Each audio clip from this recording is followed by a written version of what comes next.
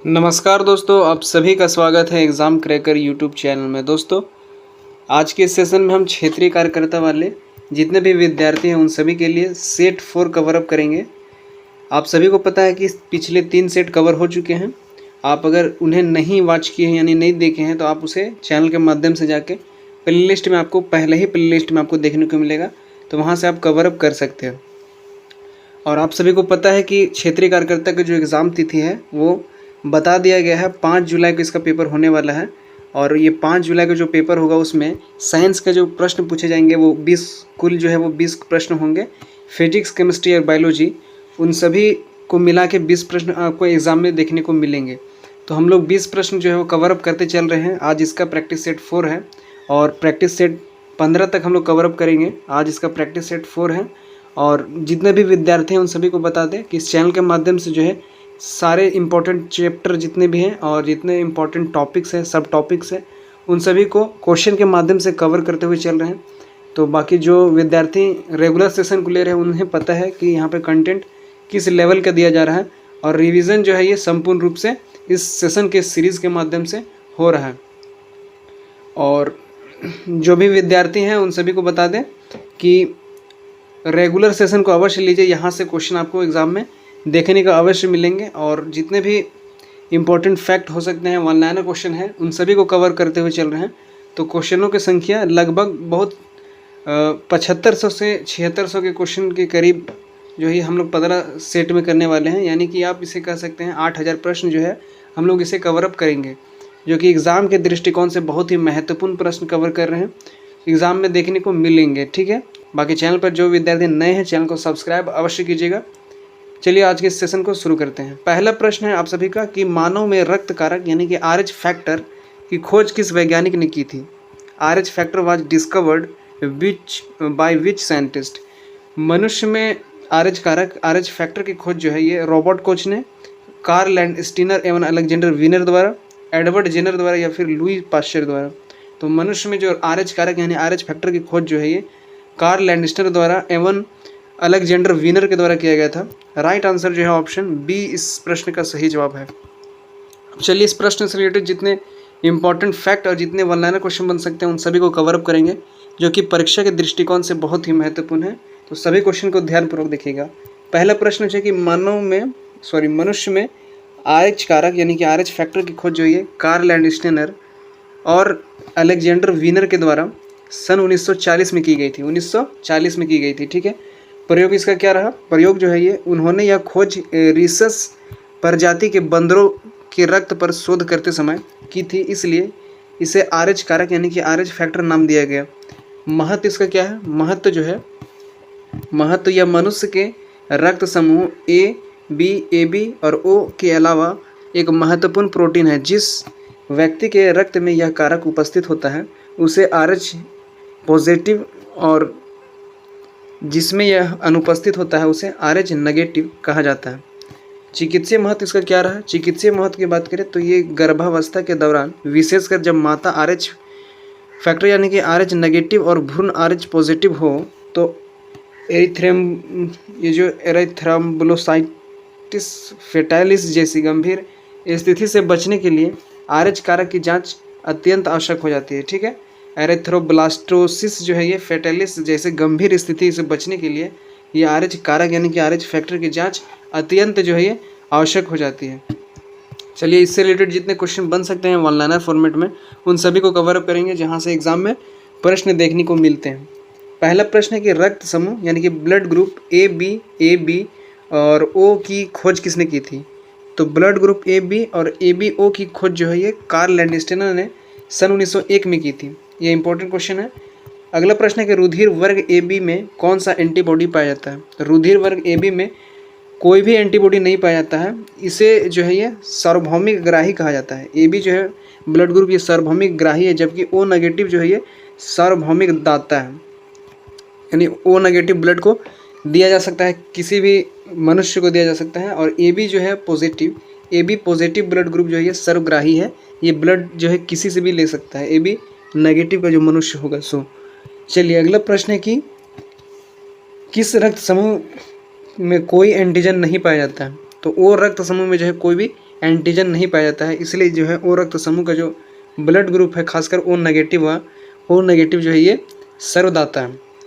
अगला प्रश्न है कि रक्त का अध्ययन क्या कहलाता है। रक्त का जो स्टडी है, अध्ययन जो है ये हेमाटोलॉजी कहलाता है। हेमाटोलॉजी ये भी काफ़ी इम्पोर्टेंट है, ठीक है। चलिए अगला प्रश्न है कि मानव शरीर में रक्त की कुल मात्रा कितनी होती है। तो मानव शरीर में जो रक्त की कुल मात्रा जो है शरीर के कुल भार का लगभग जो है वो 7 से 8% जो है पूरे मानव शरीर में रक्त की मात्रा होती है। अगला प्रश्न है कि रक्त एक प्रकार का ऊतक यानी कि टिश्यू है। तो रक्त जो है एक टिश्यू है और ये एक तरल संयोजी ऊतक है, यानी कि फ्लूइड कनेक्टिव टिश्यू है, ये एक तरल संयोजी ऊतक है। चलिए अगला प्रश्न है क्वेश्चन नंबर 2 है कि डीएनए का द्विकुंडलित यानी कि डबल हेलिक्स मॉडल किसने प्रस्तुत किया था। Who proposed the double helix model of DNA. DNA का जो फुल फॉर्म होता है ये भी इंपॉर्टेंट है, क्वेश्चन पूछ लिया जाता है कि डीएनए का पूरा नाम क्या है या फिर डीएनए का पूर्ण रूप क्या है। तो इसका सही जवाब है deoxyribo nucleic acid. Deoxyribo nucleic acid जो है ये डीएनए का पूर्ण रूप है यानी कि फुल फॉर्म है, ठीक है। इसका आंसर कमेंट बॉक्स में बताइएगा कि डीएनए यानी डबल हेलिक्स स्ट्रक्चर किसने दिया था। Gregor Mendel, Robert Hooke, James Watson and Francis Crick या थॉमस मॉर्गन। तो डीएनए का द्विकुंडलीय डबल हेलिक्स मॉडल जो है ये जेम्स वाटसन और फ्रांसिस क्रिक ने प्रस्तुत किया था। राइट आंसर जो है ऑप्शन सी प्रश्न का सही जवाब है। चलिए इस प्रश्न से रिलेटेड जितने क्वेश्चन बन सकते हैं उन सभी को कवर अप करते हैं। पहला प्रश्न है कि डीएनए का द्विकुंडलित डबल हेलिक्स जो मॉडल है जेम्स वाटसन और फ्रांसिस क्रिक के द्वारा 1953 में प्रस्तुत किया गया था। काफ़ी इंपॉर्टेंट है, इसका ईयर जो है ये जेम्स वाटसन और फ्रांसिस क्रिक के द्वारा जो सन 1953 में डीएनए डबल हेलिक्स स्ट्रक्चर जो है वो दिया गया था, प्रस्तुत किया गया था। अगला प्रश्न योगदान जो है इसका क्या रहा। इस मॉडल को प्रस्तुत करने में उन्होंने रोजालिंड फ्रैंकलिन द्वारा डीएनए लिए गए डीएनए के एक्सरे विवर्तन यानी कि एक्सरे डिफ्रैक्शन चित्रों का महत्वपूर्ण उपयोग किया था। सम्मान भी इसके लिए इन्हें दिया गया था सम्मान। इस आधारभूत खोज के लिए वाटसन और क्रिक को सन 1962 में नोबेल पुरस्कार से सम्मानित किया गया था। 1962 में इसे नोबेल प्राइज से भी सम्मानित किया गया था जेम्स वाटसन और फ्रांसिस क्रिक को, ठीक है। मॉडल की विशेषता क्या रही थी। डीएनए एक सीढ़ी की तरह दिखाई देता है जो घुमावदार हेलिक्स होती है। इसके किनारों की सीढ़ियाँ नाइट्रोजन क्षारों जैसे ATGC यानी कि एडेनिन, थाइमिन, ग्वानिन और साइटोसिन के जोड़ों से बनी होती है। अगर यहाँ पे बात करें तो डीएनए, अगर इसमें आरएनए की बात करें तो आरएनए में जो है ये थाइमिन के जगह में जो है ये यूरेसिल होता है, एडेनिन, यूरेसिल, ग्वानिन और साइटोसिन। तो ये भी इंपॉर्टेंट है। डीएनए में अगर पूछा जाए तो ATGC, जबकि आरएनए में अगर पूछा जाए तो नाइट्रोजनस बेस जो है ये A, U, G और C जो है ये हो जाएगा, ठीक है। तो ये भी इंपॉर्टेंट है। A का मतलब एडेनिन, U का मतलब यूरेसिल, G का मतलब ग्वानिन और C का मतलब साइटोसिन। ये सब नाइट्रोजनस एक बेस है, ठीक है, जो कि डीएनए में पाया जाता है। एडेनिन, थाइमिन, ग्वानिन और साइटोसिन। चलिए ये अगला प्रश्न है। इससे जितने भी वन लाइनर क्वेश्चन बन सकते हैं उन सभी को कवर अप करते हैं। पहला क्वेश्चन है कि डीएनए का पूरा नाम क्या है। तो डीएनए का पूरा नाम डीऑक्सीराइबो न्यूक्लिक एसिड है। अगला प्रश्न है कि डीएनए में कौन सी शर्करा होती है। तो डीएनए में जो है शर्करा ये डीऑक्सीराइबोज शर्करा होती है, जबकि आरएनए में जो है ये राइबोज शर्करा होती है। ये दोनों क्वेश्चन जो है इंपॉर्टेंट है। अगला प्रश्न है कि डीएनए में नाइट्रोजन क्षार कौन से होते हैं। तो नाइट्रोजन क्षार जो है डीएनए में एडेनिन, ग्वानिन, साइटोसिन और थाइमिन जो है ये नाइट्रोजन क्षार जो है नाइट्रोजनस बेस डीएनए में पाए जाते हैं। जबकि आरएनए में की बात करें तो आरएनए में जो है ये थाइमिन के जगह में सिर्फ यूरेसिल जो है ये बदल जाता है। तो ये भी इंपॉर्टेंट है क्वेश्चन। अगला प्रश्न है कि डीएनए का एक पूर्ण घुमाव कितने क्षारक युग्म होते हैं। तो डीएनए का एक जो पूर्ण घुमाव जो है ये कुल जो है वो 10 क्षारक युग्म होते हैं। अगला प्रश्न है कि क्या डीएनए में केंद्र के अलावा कहीं पाया जाता है। डीएनए जो है केंद्र के अलावा कहीं और भी पाया जाता है क्या। तो इसका सही जवाब है कि हाँ, डीएनए जो है केंद्र के अलावा भी पाया जाता है। माइटोकॉन्ड्रिया और क्लोरोप्लास्ट में भी डीएनए पाया जाता है। अगला प्रश्न है कि डीएनए की इकाई यानी यूनिट क्या है। तो डीएनए की जो इकाई है ये न्यूक्लियोटाइड है। डीएनए की यूनिट न्यूक्लियोटाइड है, ये भी इम्पोर्टेंट है। चलिए अगला प्रश्न है। क्वेश्चन है कि किसी चालक का प्रतिरोध जो है किन कारकों पर निर्भर करता है। किसी चालक का प्रतिरोध जो है किन कारकों पर निर्भर करता है। Resistance of a conductor depends on, केवल लंबाई पर, केवल अनुप्रस्थ क्षेत्रफल पर, केवल पदार्थ पर, या लंबाई, क्षेत्रफल, पदार्थ एवं तापमान पर। तो इसका सही जवाब जो है ऑप्शन डी इस प्रश्न का सही जवाब है। किसी चालक का जो प्रतिरोध है ये लंबाई, क्षेत्रफल, पदार्थ एवं तापमान यानी length, area, material and temperature पर निर्भर करता है। राइट आंसर जो है ऑप्शन डी इस प्रश्न का सही जवाब है। चलिए इस प्रश्न से रिलेटेड जितने क्वेश्चन महत्वपूर्ण तथ्य के साथ वन लाइनर जितने बन सकते हैं उन सभी को कवर अप करेंगे, जो कोई एग्जाम के दृष्टिकोण से बहुत ही महत्वपूर्ण है। पहला क्वेश्चन है कि किसी चालक यानी कंडक्टर का प्रतिरोध जो है आर मुख्य रूप से लंबाई, अनुप्रस्थ काट का क्षेत्रफल, पदार्थ की प्रकृति और तापमान पर निर्भर करता है। इसका गणितीय संबंध जो है ये, इसका फॉर्मूला की बात करें तो फॉर्मूला जो है rho is equal to I upon में ए जो है इसका फॉर्मूला होता है। Rho is equal to I upon में ए, जहाँ पे आर जो है ये रेजिस्टेंस यानी प्रतिरोध दर्शाता है, और उसके बाद बात करें तो प्रतिरोधकता यानी कि रेजिस्टिविटी या जो है पदार्थ की प्रकृति और तापमान पर निर्भर करती है। रो जो है ये प्रतिरोधकता, रेजिस्टिविटी जो है ये पदार्थ की प्रकृति और तापमान पर निर्भर करती है। आई की बात करें तो आई जो है ये चालक की लंबाई, यदि लंबाई बढ़ती है तो प्रतिरोध भी बढ़ता है। चालक की लंबाई आई को दर्शाता है।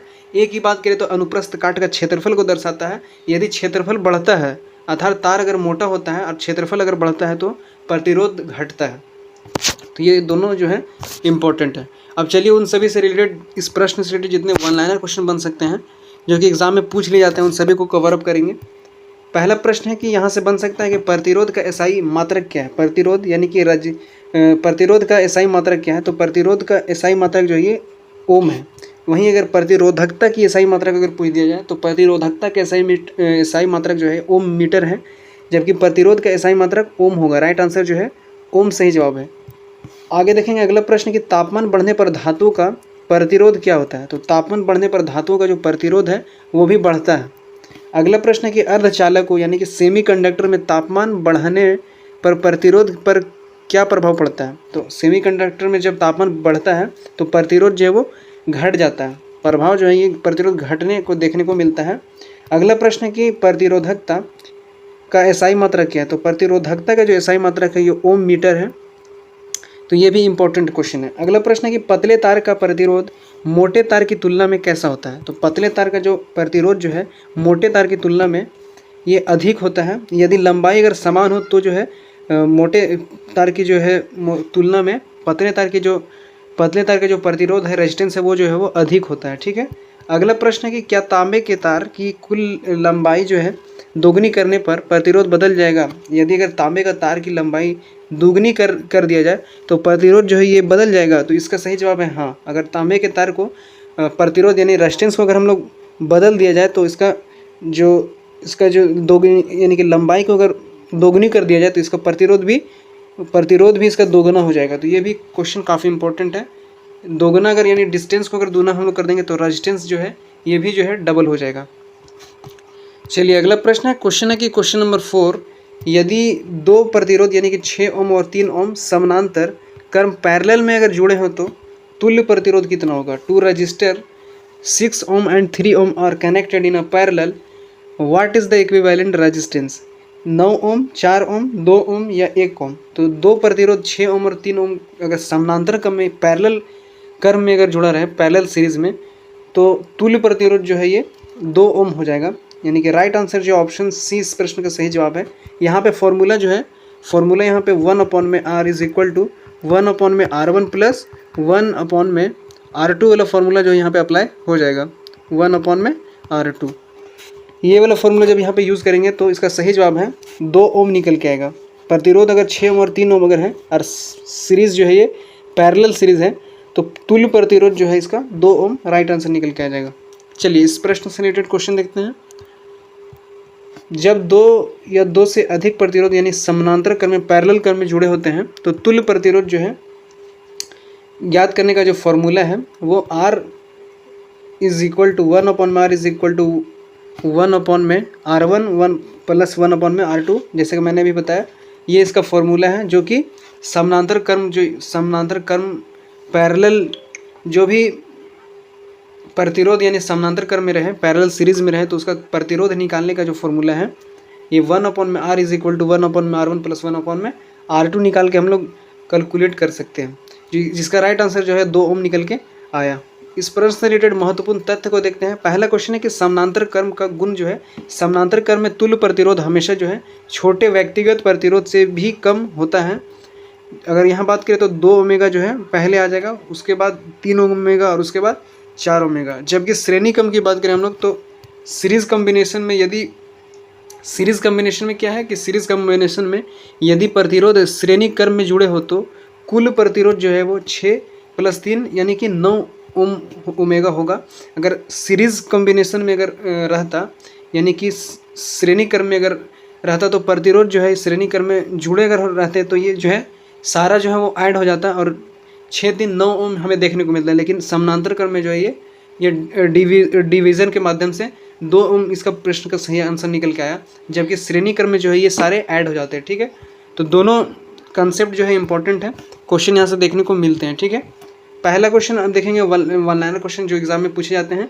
इंपॉर्टेंट है कि घरों में वायरिंग यानी कि हमारे घरों में सभी उपकरण बल्ब पंखे आदि जितने भी होते हैं समानांतर क्रम में ही जुड़े होते हैं ताकि प्रत्येक उपकरण को समान वोल्टेज मिल सके। तो ये भी इंपॉर्टेंट है। अगला प्रश्न है कि क्या समानांतर क्रम में जोड़ने पर धारा करंट का मान बढ़ता है या घटता है। तो ये जो समानांतर क्रम में अगर जोड़ने पर करंट धारा की मान जो है ये बढ़ता है, क्योंकि कुल प्रतिरोध कम हो जाता है, इसीलिए समानांतर क्रम पर जोड़ने पर करंट जो है धारा की मान जो है वो बढ़ जाता है।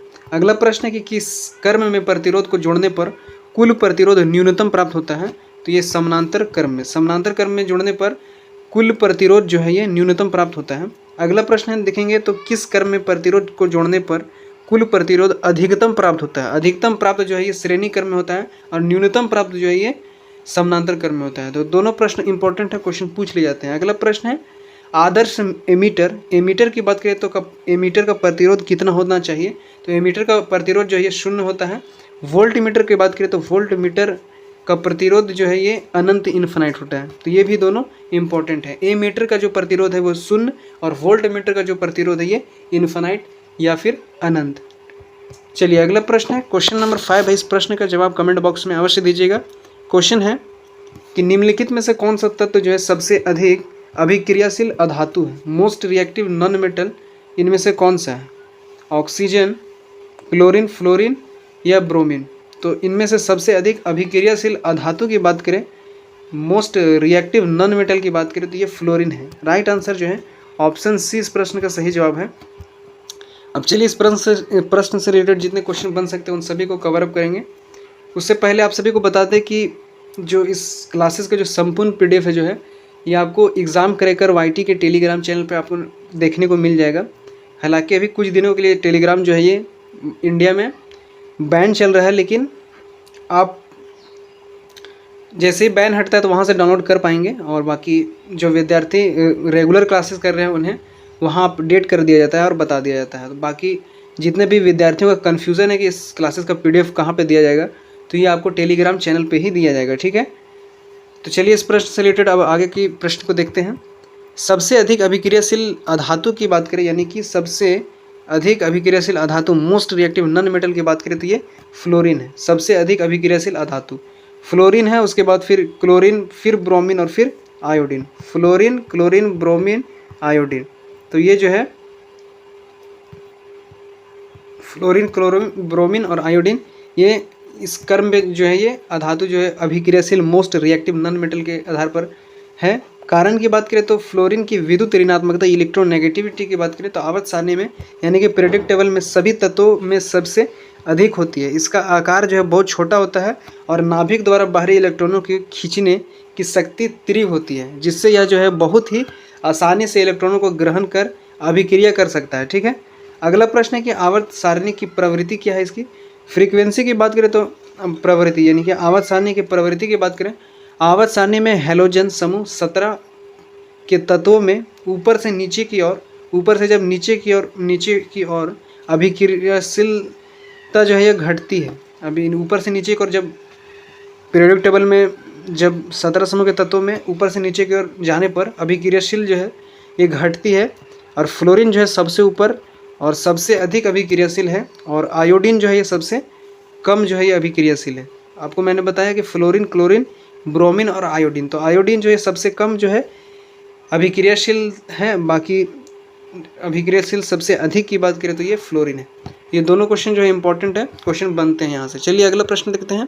वन लाइनर क्वेश्चन जितने भी बन सकते हैं उन सभी को कवर अप करेंगे यहाँ से। पहला प्रश्न है कि सबसे अधिक विद्युत ऋणात्मक जो है इलेक्ट्रोनेगेटिव तत्व जो है कौन सा है? तो सबसे अधिक विद्युत ऋणात्मक तत्व जो है ये फ्लोरीन है, जो कि इंपॉर्टेंट है। अगला प्रश्न है कि सबसे अधिक अभिक्रियाशील धातु मोस्ट रिएक्टिव मेटल कौन सी है? तो ये सीजियम या फ्रांसियम, सीजियम या फ्रांसियम जो है सबसे अधिक अभिक्रियाशील धातु है, मेटल है। ध्यान दीजिएगा। अगला प्रश्न है हैलोजन समूह में कौन सी धातु कमरे के तापमान पर तरल अवस्था में होती है? तो ये ब्रोमीन जो है ये हैलोजन समूह में जो है ये ब्रोमीन एक ऐसा अधातु है जो कि कमरे के तापमान पर लिक्विड या तरल अवस्था में होता है। ब्रोमीन इस प्रश्न का सही जवाब हो जाएगा।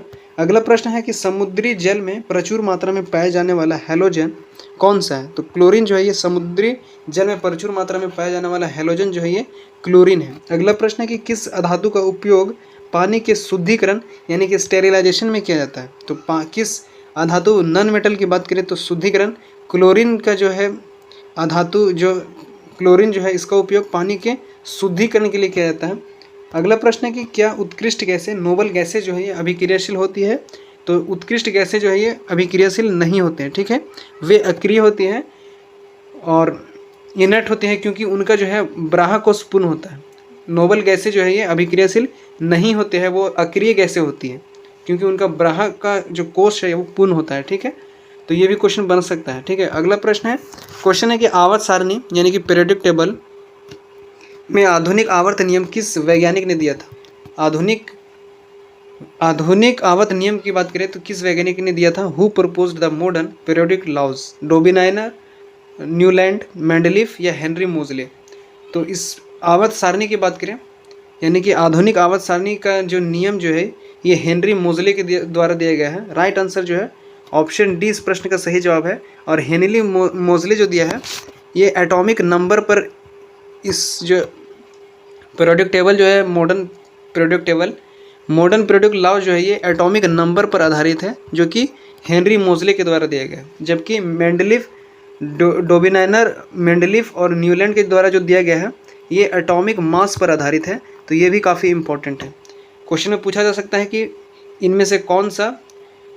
इनमें से किस वैज्ञानिक ने एटॉमिक नंबर पर आधुनिक पीरियोडिक टेबल को प्रस्तुत किया या फिर दिया? तो आपको यहाँ पे ध्यान देना होगा कि डोबिनाइनर, न्यूलैंड और मेंडलीफ द्वारा जो है एटॉमिक मास यानी कि परमाणु भार पर पीरियोडिक लॉ जो है वो दिया गया है। जबकि हेनरी मोजले द्वारा जो दिया गया है वो एटॉमिक नंबर पर आधुनिक जो है वो आवर्त नियम जो है दिया गया है, ठीक है। तो ये भी दोनों प्रश्न काफ़ी इंपॉर्टेंट है, क्वेश्चन यहाँ से बनते हैं। अगला प्रश्न देखेंगे। इस प्रश्न से रिलेटेड सभी महत्वपूर्ण तथ्य और वन लाइनर क्वेश्चन जितने बन सकते हैं पीरियोडिक टेबल से उन सभी को कवर अप करेंगे। पहला प्रश्न है कि आधुनिक आवर्त नियम यानी periodic laws of modern periodic law की बात करें तो हेनरी मोजले द्वारा दिया गया था। नियम इसका क्या है? आधुनिक आवर्त नियम के अनुसार तत्वों के गुणधर्म परमाणु क्रमांक यानी कि एटॉमिक नंबर का आवर्ती फलन होते हैं, ठीक है।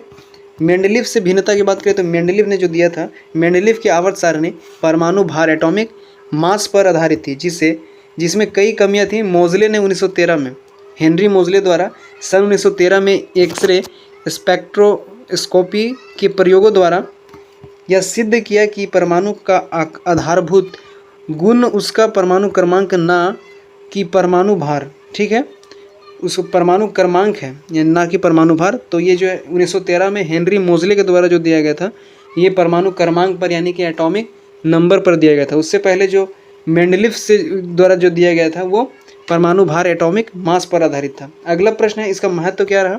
मोजले ने इसे संशोधन ने आवर्त सारणी की अधिकांश विसंगतियों को दूर कर दिया और इसे वर्तमान स्वरूप प्रदान किया। तो इसका ये महत्व जो है ये भी काफ़ी इंपॉर्टेंट है। देखिए इस टाइप का जो महत्वपूर्ण तथ्य जो है लाने का सिर्फ एक ही पर्पस है कि जितने भी स्टेटमेंट बेस्ड क्वेश्चन पूछ लिए जाते हैं या फिर डीपली क्वेश्चन जो घुस के जो पूछा जाता है क्वेश्चन में उन सभी इससे कवर अप हो जाते हैं। तो जितने भी यहाँ पे आपको क्वेश्चन कराए जा रहे हैं तथ्य के माध्यम से, वन लाइनर क्वेश्चन के माध्यम से, प्रैक्टिस के माध्यम से, तो सभी इम्पोर्टेंट हैं। आप इसे सीरीज़ को प्रैक्टिस और रिवीजन दोनों के माध्यम से देख सकते हैं, दोनों के लिए काफ़ी हेल्पफुल है। और जिनका पेपर नज़दीक है उनके लिए तो ये रामबाण सीरीज़ मतलब होने वाला है, ठीक है। तो सीरीज़ को कंटिन्यू अवश्य कीजिएगा। बाकी चैनल पर अगर नए हैं तो चैनल को सब्सक्राइब अवश्य कीजिएगा। चलिए इससे रिलेटेड क्वेश्चन देखते हैं। वह नए क्वेश्चन जितने बन सकते हैं उन सभी को कवर अप करेंगे। पहला प्रश्न है कि तत्वों का वर्गीकरण जो है, एलिमेंट का जो क्लासिफिकेशन है, सबसे पहले किसने किया था? तत्वों का वर्गीकरण जो है सबसे पहले डोबेरायनर द्वारा किया गया था। और जिसने डोबेरायनर ने त्रियक नियम दिया था, यानी कि ट्रेड्स लॉ दिया था। अष्टक नियम की बात करें तो ये न्यूलैंड द्वारा दिया गया था अष्टक नियम, ये भी काफ़ी इंपॉर्टेंट है। मेंडलीफ की आवर्त सारणी किस पर आधारित थी? तो मेंडलीफ का जो आवर्त सारणी यानी पीरियोडिक टेबल लॉज जो है ये परमाणु भार पर, एटॉमिक मास पर आधारित थी, ठीक है।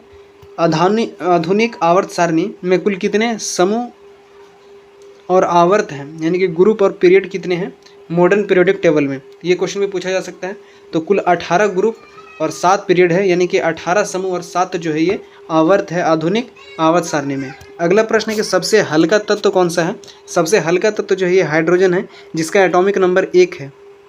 अगला प्रश्न है कि क्षारीय धातु अल्कैली मेटल किस समूह में आती है? तो अल्कैली मेटल जो है ये समूह 1 में आती है, ग्रुप 1 में।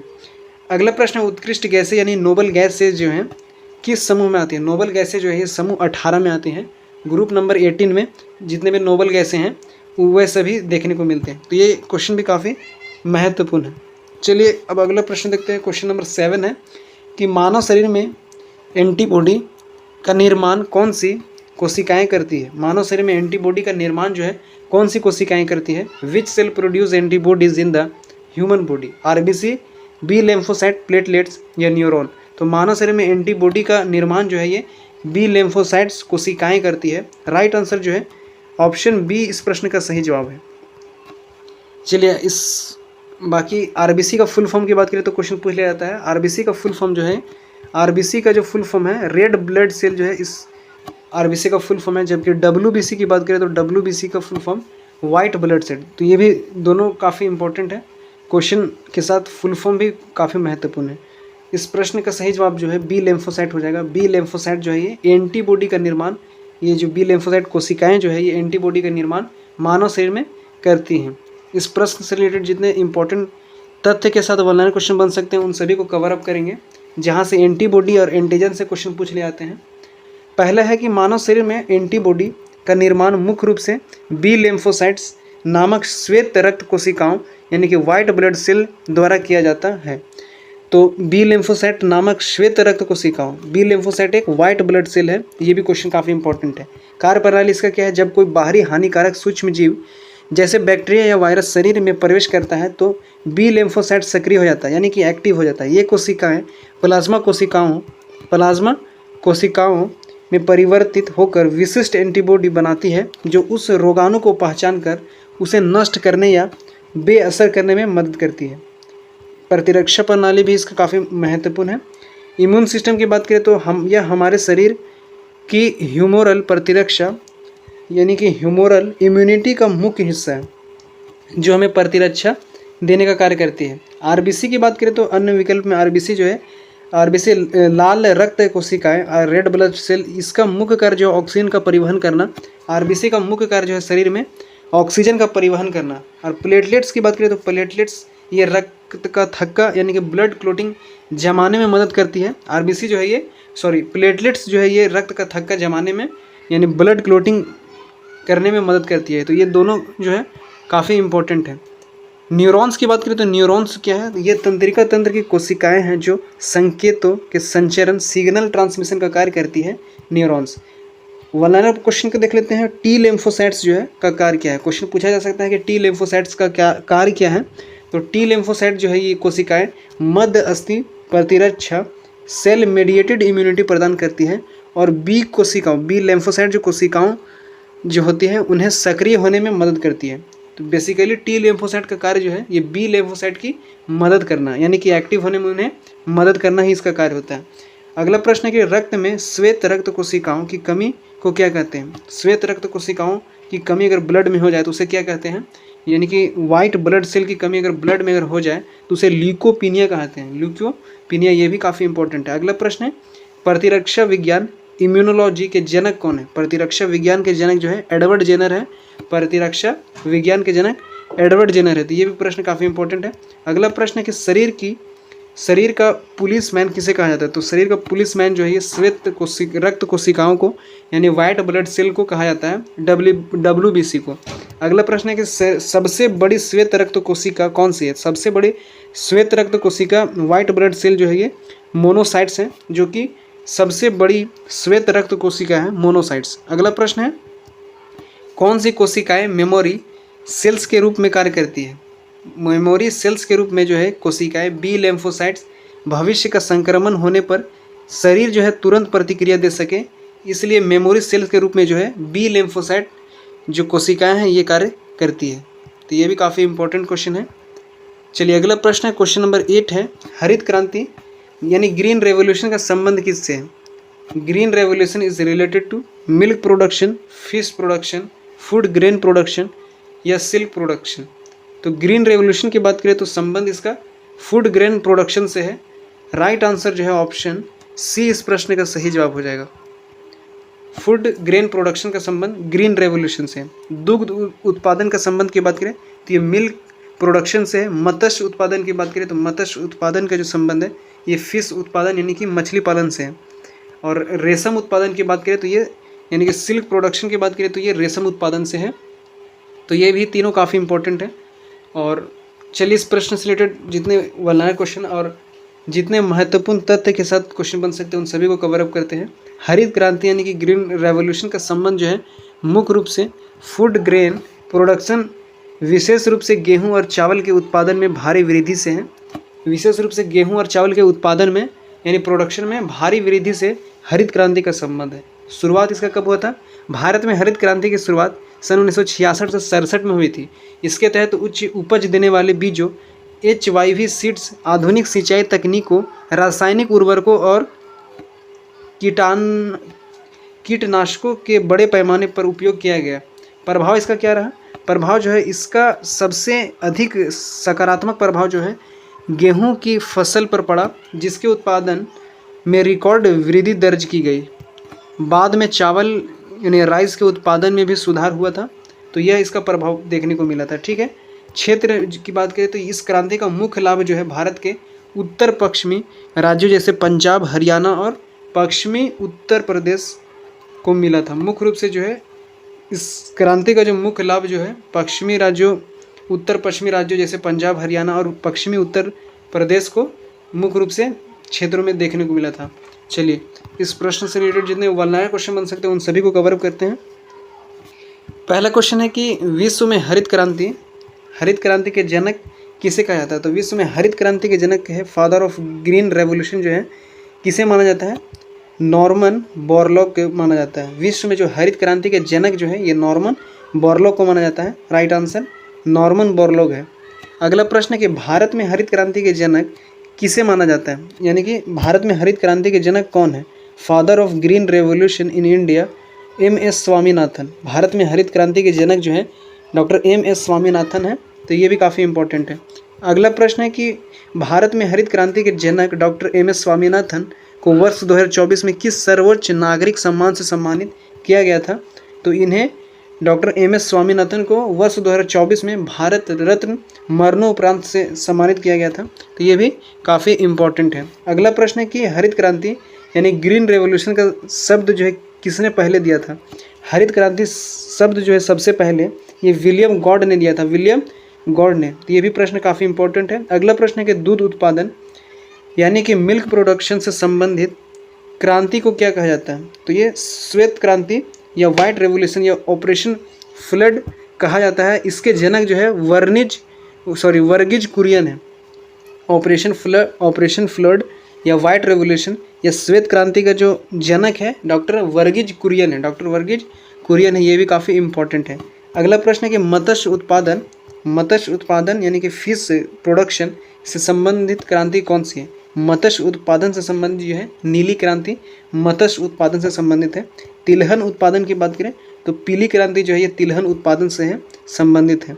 अगला प्रश्न की बात करें तो अंडा उत्पादन से संबंधित क्रांति जो है को क्या कहते हैं? अंडा उत्पादन से संबंधित क्रांति को रजत क्रांति या फिर सिल्वर रेवोल्यूशन कहते हैं। तो ये भी काफ़ी इंपॉर्टेंट क्वेश्चन है। चलिए अगला प्रश्न को देख लेते हैं। क्वेश्चन नंबर 9 है कि रेडियोधर्मी तत्वों के विघटन की दर किससे प्रभावित नहीं होती है? The rate of radioactive decay is not affected by temperature, pressure, chemical state या ऑल ऑफ दिस। तो रेडियोधर्मी तत्वों का विघटन जो है, विघटन की दर प्रवाहित की बात करें तो किससे प्रभावित नहीं होती है? तापमान, दाब और रासायनिक अवस्था। तो इन तीनों से जो है वो प्रभावित नहीं होती है। राइट आंसर जो ऑप्शन डी इस प्रश्न का सही आंसर हो जाएगा। तापमान, दाब और रासायनिक अवस्था यानी केमिकल स्टेट से भी रेडियोधर्मी तत्वों के विघटन की जो दर है ये प्रवाहित नहीं होती है। ये प्रश्न भी काफ़ी इंपॉर्टेंट है। इससे रिलेटेड क्वेश्चन को देखते हैं।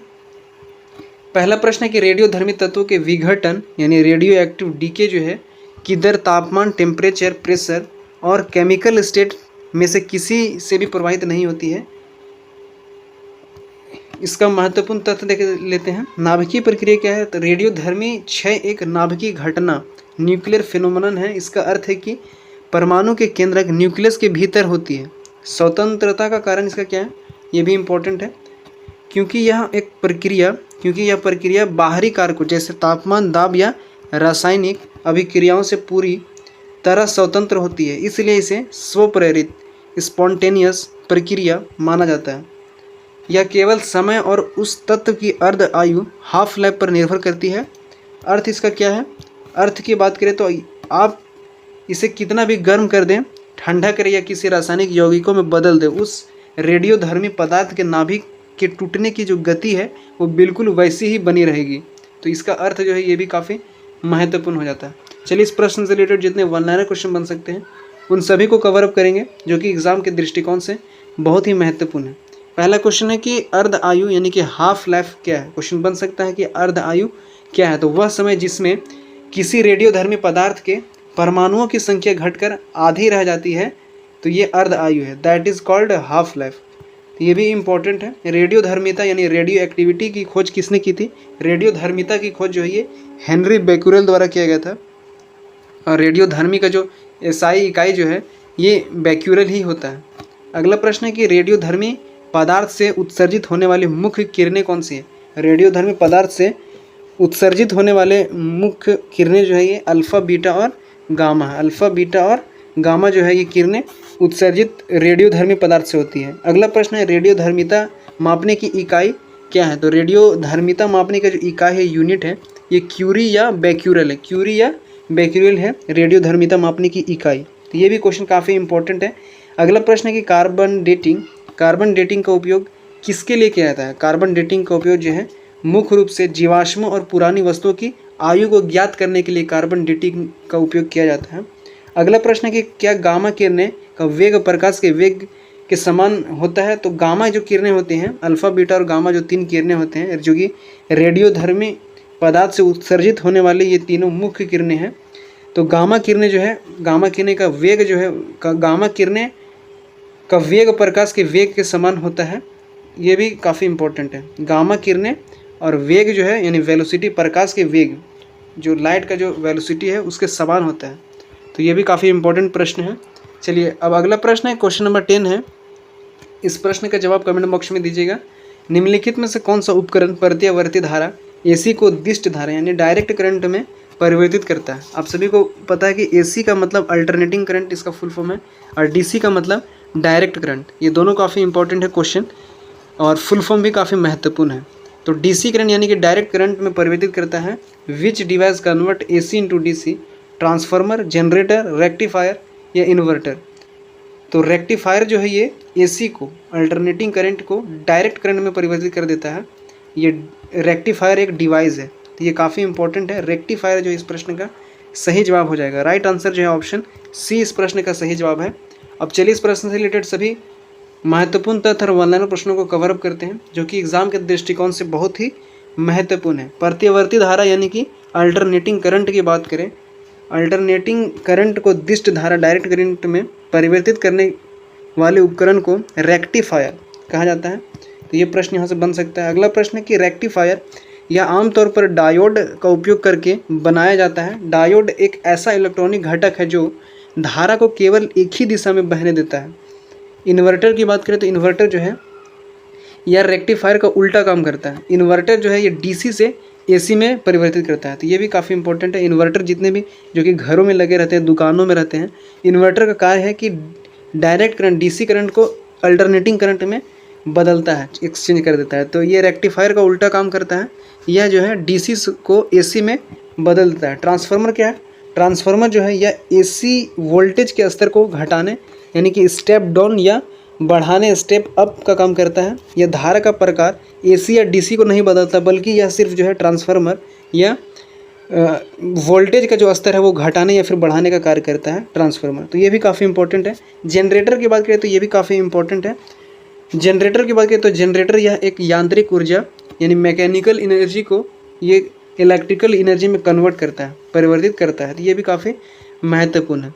अगला प्रश्न है, क्वेश्चन है कि रेक्टिफायर का मुख्य घटक के रूप में किसका प्रयोग होता है? रेक्टिफायर यानी कि दृष्टिकारी में मुख्य घटक के रूप में किसका प्रयोग होता है? तो पीएन जंक्शन डायोड का प्रयोग जो है रेक्टिफायर में मुख्य घटक के रूप में होता है। ये भी काफ़ी इंपॉर्टेंट प्रश्न है। पूर्ण तरंग दृष्टिकारी फुल वेव रेक्टिफायर की दक्षता कितनी होती है? लगभग 81.2% जो है पूर्ण तरंग दृष्टिकारी की जो दक्षता होती है ये 81.2% है। अगला प्रश्न है कि क्या बैटरी से मिलने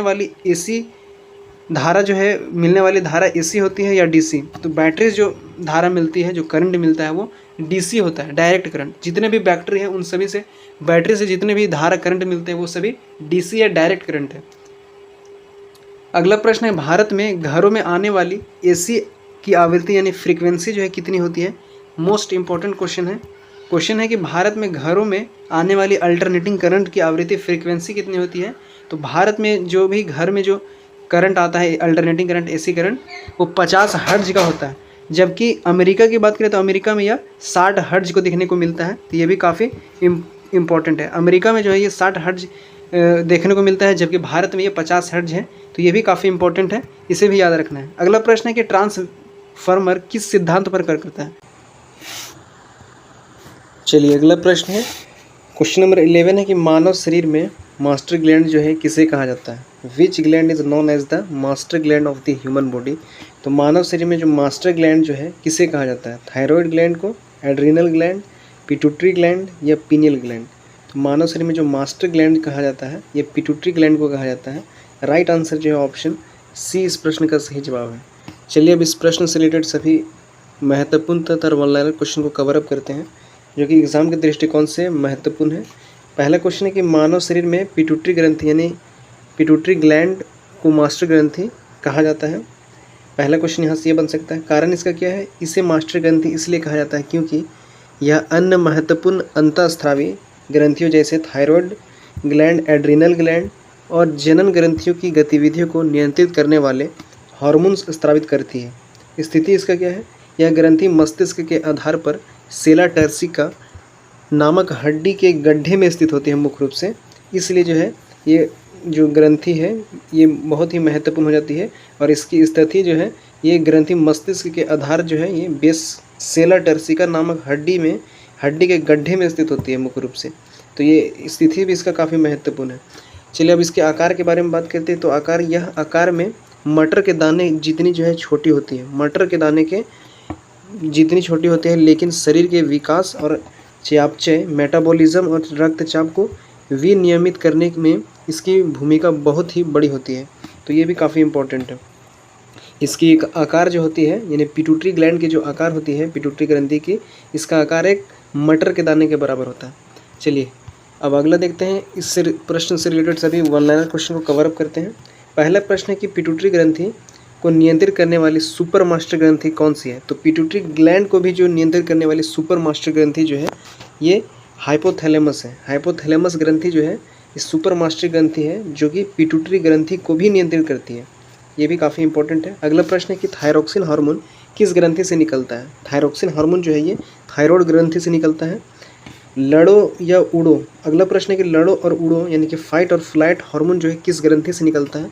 सबसे पहले अगर हम लोग बात करें तो फाइट और फ्लाइट हार्मोन जो है ये एड्रिनल ग्रंथि को कहा जाता है और एड्रिनल ग्रंथि जो है ये एड्रेनालिन हार्मोन से निकलता है। लड़ो या उड़ो जो ये हार्मोन जो है ये एड्रेनालाइन हार्मोन से निकलता है एड्रिनल ग्रंथि, जो कि लड़ो और उड़े यानी कि फाइट और फ्लाइट हार्मोन्स के नाम से भी जाना जाता है। तो ये भी काफ़ी इंपॉर्टेंट है। अगला प्रश्न, नींद और जागने के चक्र कौन नियंत्रित करती है, यानी कि नींद और जागने के चक्र को कौन सी ग्रंथि जो है वो नियंत्रित करती है? ये पीनियल ग्लैंड, पीनियल ग्रंथि जो है ये नींद और जागने के चक्र को नियंत्रित करती है मेलाटोनिन हार्मोन, जिससे सोने के वक्त जो है ज़्यादा से ज़्यादा मेलाटोनिन हार्मोन जो रिलीज़ होता है।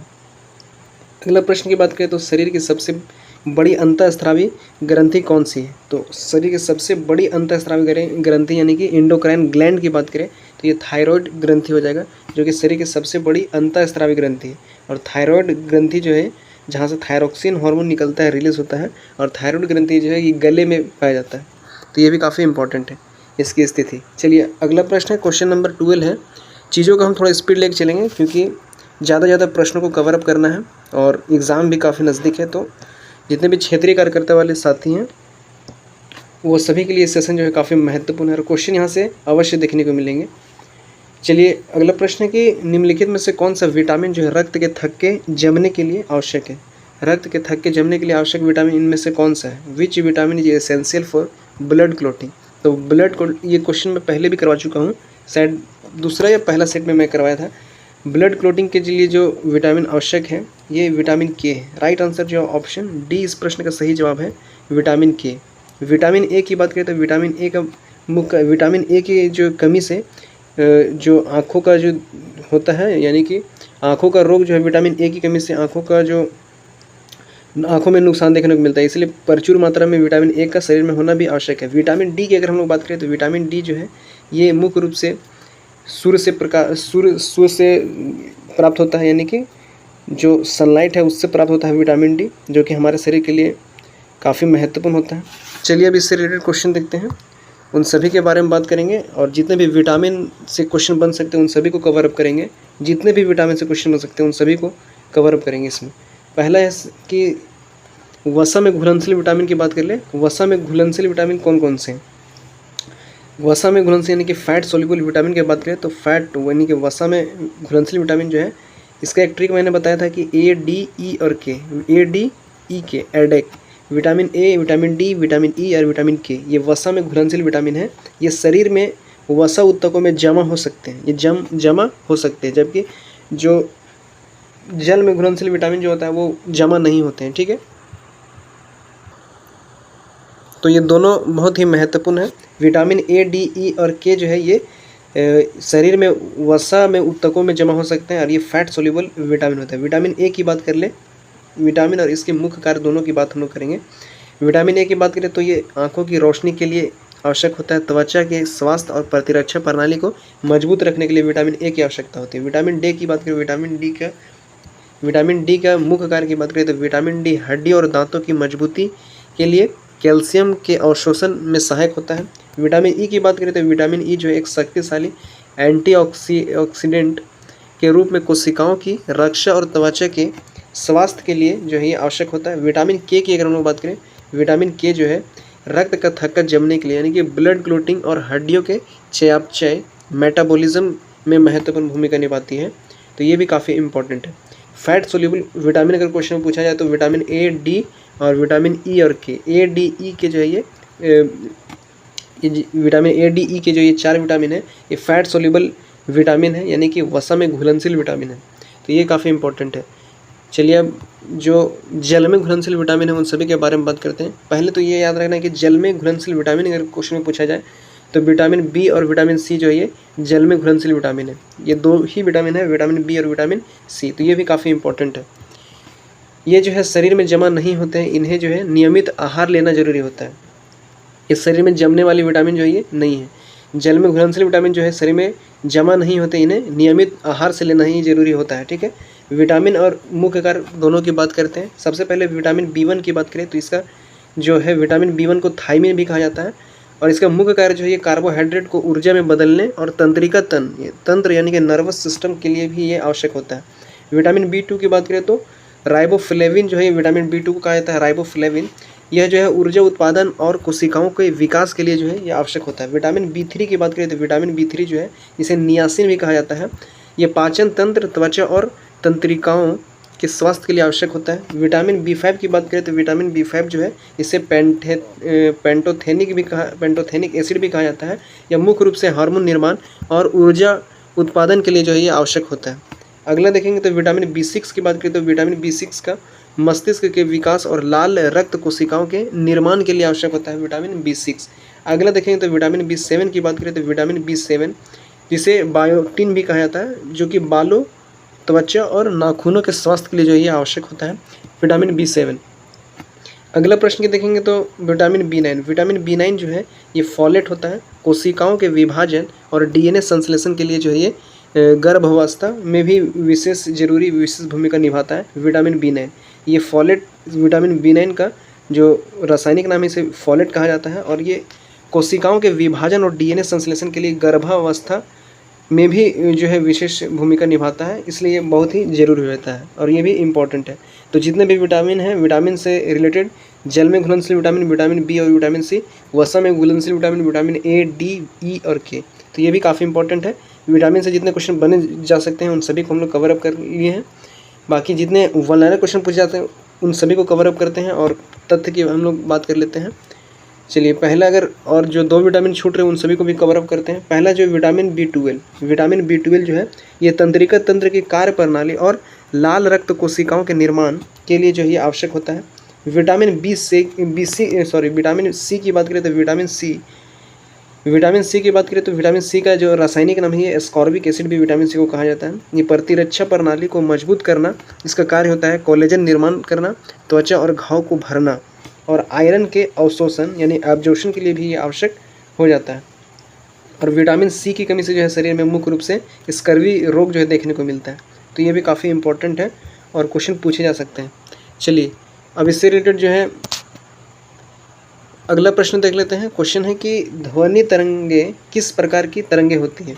फिजिक्स के क्वेश्चन है, ध्वनि तरंगे किस प्रकार की तरंगे होती हैं। साउंड वेव्स आर अनुप्रस्थ तरंगे, विद्युत चुम्बकीय तरंगे, अनुदैर्ध्य तरंगे या स्थिर तरंगे।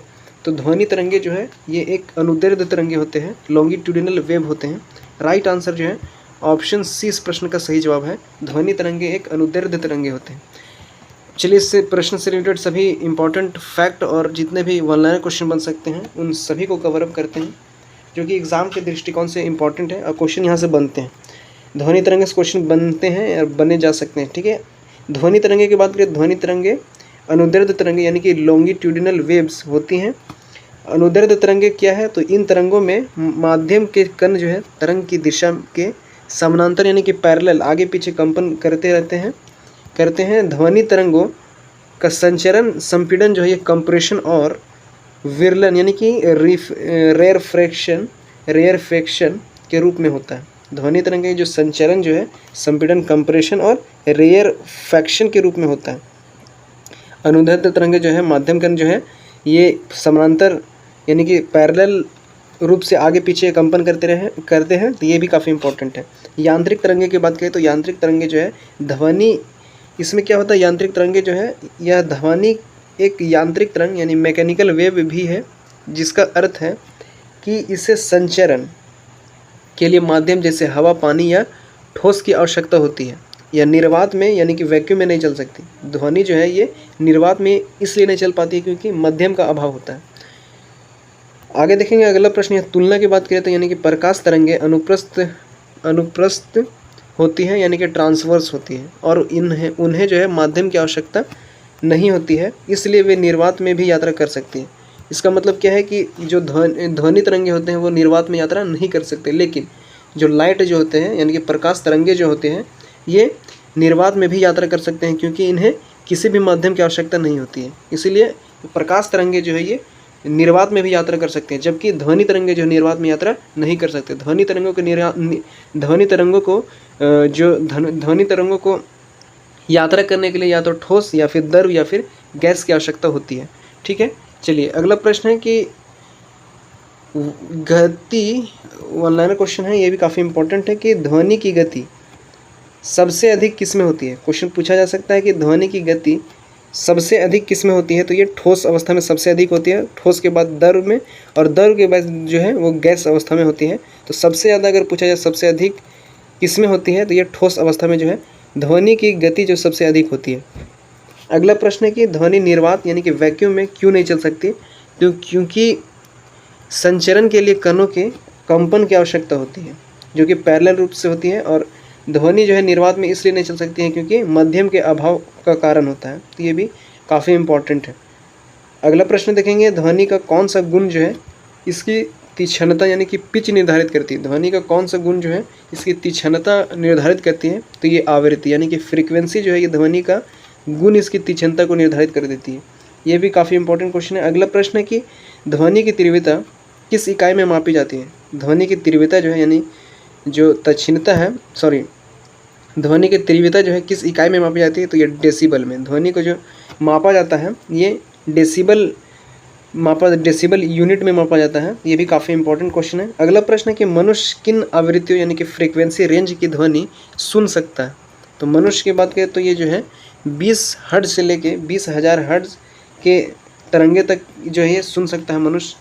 फ्रीक्वेंसी रेंज जो है 20 से लेके 20,000 हर्ट्ज के बीच में सुन सकता है। अगला प्रश्न है कि 20,000 हर्ट्ज से अधिक आवृत्ति यानी कि फ्रीक्वेंसी वाली ध्वनि क्या कहलाती है। तो 20,000 हर्ट्ज से अधिक जो है आवृत्ति वाली ध्वनि जो है ये पराश्रय तरंगे कहलाती है, अल्ट्रासोनिक वेव हो जाती है। ये भी काफ़ी इंपॉर्टेंट क्वेश्चन है। चलिए अगला प्रश्न देख लेते हैं। क्वेश्चन नंबर 14 है, इंपॉर्टेंट क्वेश्चन है कि यदि किसी तरंगे की आवृत्ति 500 हर्ट्ज है तथा तरंगदैर्घ्य 0.68 मीटर हो तो उसका वेग जो है कितना होगा। If frequency is equal to 500 hertz and wavelength is equal to 0.68 metre, what is the wave velocity. तो यहाँ पे क्या है कि अगर आवृत्ति 500 हर्ट्ज है यानी कि फ्रीक्वेंसी जो है ये 500 हर्ट्ज है और तरंगदैर्घ्य जो है 0.68 मीटर है, तो उसका वेग यानी कि वेलोसिटी पूछा है। तो वेलोसिटी इज इक्वल टू क्या हो जाएगा, वेलोसिटी इज इक्वल टू, इसमें एक फॉर्मूला यहाँ पे यूज़ होगा, velocity is equal to frequency into lambda. Frequency इसमें फ्रीक्वेंसी इंटू लेमडा, तो वेलोसिटी हम लोग को याद करना है। तो वेलोसिटी में इसमें क्या होगा कि 500 velocity is equal to 500 into 0.68 जो है इसमें जब इससे गुना होगा 0.68 से, तो इसका जो सही आंसर जो निकल के आएगा ये 340 मीटर जो है मीटर पर सेकंड इसका राइट आंसर आ जाएगा, 340 मीटर पर सेकंड। सो राइट आंसर ऑप्शन सी इस प्रश्न का सही जवाब हो जाएगा, 340 मीटर पर सेकंड इसका सही आंसर हो जाएगा। इसमें फॉर्मूला जो यूज़ होगा ये velocity is equal to frequency into lambda जो है इसमें यूज़ हो जाएगा। चलिए तो ये भी काफ़ी इंपॉर्टेंट प्रश्न है, क्वेश्चन यहाँ से बनते हैं। जब भी आवृत्ति दिया रहे और तरंगदैर्घ्य आवृत्ति दिया रहे और तरंगदैर्घ्य दिया रहे और वेग अगर पूछ दिया जाए उसका वेग कितना होगा, तो ये हमें ये फॉर्मूला लगाना है, v is equal to f into lambda. तो ये भी काफ़ी इंपॉर्टेंट है, क्वेश्चन यहाँ से बन सकते हैं। अगला प्रश्न है, इससे रिलेटेड महत्वपूर्ण तथ्य को देख लेते हैं। क्वेश्चन है, किसी तरंग का वेव जो है वेव वेलोसिटी उसकी आवृत्ति फ्रीक्वेंसी और तरंगदैर्घ्य वेवलेंथ के गुणनफल के बराबर होता है। तो यहाँ से आप कवर अप कर सकते हैं। यहाँ पे अगर हम लोग देखें तो 500 हर्ट्ज जो है इसकी आवृत्ति फ्रीक्वेंसी दिया गया था, तरंगदैर्घ्य जो है ये 0.68 मीटर दिया गया था। तो इसका गुणनफल करने पर जो सही आंसर जो निकल के आ रहा है ये 340 मीटर पर सेकंड है, जो कि राइट आंसर है। ठीक है, अब चलिए इस प्रश्न से रिलेटेड जितने वन लाइनर क्वेश्चन बन सकते हैं उन सभी को कवर अप करते हैं, जो कि एग्जाम के दृष्टिकोण से बहुत ही महत्वपूर्ण है। तो चलिए चीज़ों की स्पीड लेकर चलेंगे। क्वेश्चन है कि तरंग वेग का एसआई मात्रक क्या होता है। तरंग वेग का एसआई मात्रक जो है ये मीटर प्रति सेकेंड है, मीटर प्रति सेकेंड है। अगला प्रश्न है कि आवृत्ति का एसआई मात्रक क्या है। आवृत्ति यानी कि फ्रीक्वेंसी का जो एसआई मात्रक है ये हर्ट्ज है, ये भी काफ़ी इंपॉर्टेंट है। अगला प्रश्न है कि यदि मध्यम बदल जाए तो तरंग के किस गुण पर सबसे अधिक प्रभाव पड़ता है। अगर मध्यम अगर बदल जाए तो तरंग के सबसे अधिक जो है ये वेग गुण जो है यानी वेलोसिटी पर जो है सबसे अधिक प्रभाव पड़ता है, क्योंकि मध्यम जो है पूरा तरह से बदल जाए तो ये वेलोसिटी जो है इस पर सबसे अधिक प्रभाव पड़ता है। ये भी काफ़ी इंपॉर्टेंट क्वेश्चन है जो कि यहाँ से पूछे जा सकते हैं। अगला प्रश्न है कि यह क्या किसी माध्यम में आवृत्ति यानी कि फ्रीक्वेंसी बदलती है। क्वेश्चन यहाँ से बन सकता है, यदि किसी माध्यम में आवृत्ति बदलती है तो आवृत्ति जो है कभी नहीं बदलती है, आवृत्ति स्रोत पर निर्भर करती है। मध्यम बदलने से या नहीं बदलती है, मध्यम को बदलने से जो है आवृत्ति नहीं बदलती है, यह जो है स्रोत पर निर्भर करती है, सोर्स पर निर्भर करती है। तो ये भी काफ़ी इंपॉर्टेंट है। अगला प्रश्न है कि प्रकाश की चाल निर्वात में कितनी होती है। प्रकाश की चाल जो है निर्वात में कितनी होती है। तो प्रकाश की चाल निर्वात में जो है ये 3 × 10⁸ मीटर जो है ये पर सेकेंड होती है। प्रकाश की चाल जो है निर्वात में 3 × 10⁸ मीटर पर सेकेंड। तो ये भी काफ़ी इंपॉर्टेंट है। अगला प्रश्न है कि तरंगदैर्ध्य वेवलेंथ जो है किसे कहते हैं। तरंगदैर्ध्य की बात करें तो यानी वेवलेंथ किसे कहते हैं। दो क्रमागत श्रृंगों यानी क्रिस्ट्स या गर्ते थ्रो के बीच की दूरी जो है ये तरंगदैर्ध्य कहलाती है। तरंगदैर्ध्य जो है मुख्य रूप से दो क्रमागत श्रृंगों या गर्तों के बीच की दूरी जो है यानी क्रेस्ट और थ्रू के बीच की दूरी ही वेवलेंथ कहलाती है। तो ये भी काफ़ी इंपॉर्टेंट क्वेश्चन है। चलिए अगला प्रश्न है, क्वेश्चन नंबर 15 है, निम्नलिखित में से कौन सा यौगिक बेकिंग सोडा कहलाता है। बेकिंग सोडा कौन सा इनमें से कहलाता है। Which compound is known as baking soda. Sodium carbonate, sodium hydroxide, sodium bicarbonate या कैल्शियम कार्बोनेट। निम्नलिखित में से कौन सा यौगिक जो है बेकिंग सोडा कहलाता है। बेकिंग सोडा सबसे पहले हम लोग देखें तो बेकिंग सोडा जिसे खाने का सोडा भी कहा जाता है, खाने का सोडा बेकिंग सोडा कहलाता है। सोडियम कार्बोनेट क्या है। तो सोडियम कार्बोनेट यह है कि सोडियम कार्बोनेट का जो सूत्र होता है ये CaSO4.10H2O जो है ये सोडियम कार्बोनेट का सूत्र होता है, जो कि ये सोडियम कार्बोनेट एक धोने का सोडा है। जबकि सोडियम बाइकार्बोनेट जो है ये इंपॉर्टेंट है कि सोडियम बाइकार्बोनेट जो है इसका सूत्र जो है NaHCO3 जो है इसका सूत्र होता है सोडियम बाइकार्बोनेट का NaHCO3। और सोडियम बाइकार्बोनेट जो है ये बेकिंग सोडा कहलाता है। सोडियम बाइकार्बोनेट राइट आंसर जो है इस प्रश्न का राइट आंसर ऑप्शन सी सही जवाब है, सोडियम बाइकार्बोनेट। चलिए इस प्रश्न से रिलेटेड देखते हैं, सभी जितने क्वेश्चन बन सकते हैं उन सभी को कवर अप करेंगे। बेकिंग सोडा जो है, बेकिंग सोडा का रासायनिक नाम की बात करें तो सोडियम बाइकार्बोनेट है, जिसे इसका रासायनिक सूत्र जो देखें तो NaHCO3 जो है ये होता है। ये भी काफ़ी इंपॉर्टेंट है। उपयोग इसका क्या है। यह मुख्य रूप से उपयोग में रसोई में खाना पकाने, विशेषकर केक और ब्रेड को फुलाने में, केक और ब्रेड जो फूलता है यानी फुलाने में कार्य इसका उपयोग किया जाता है।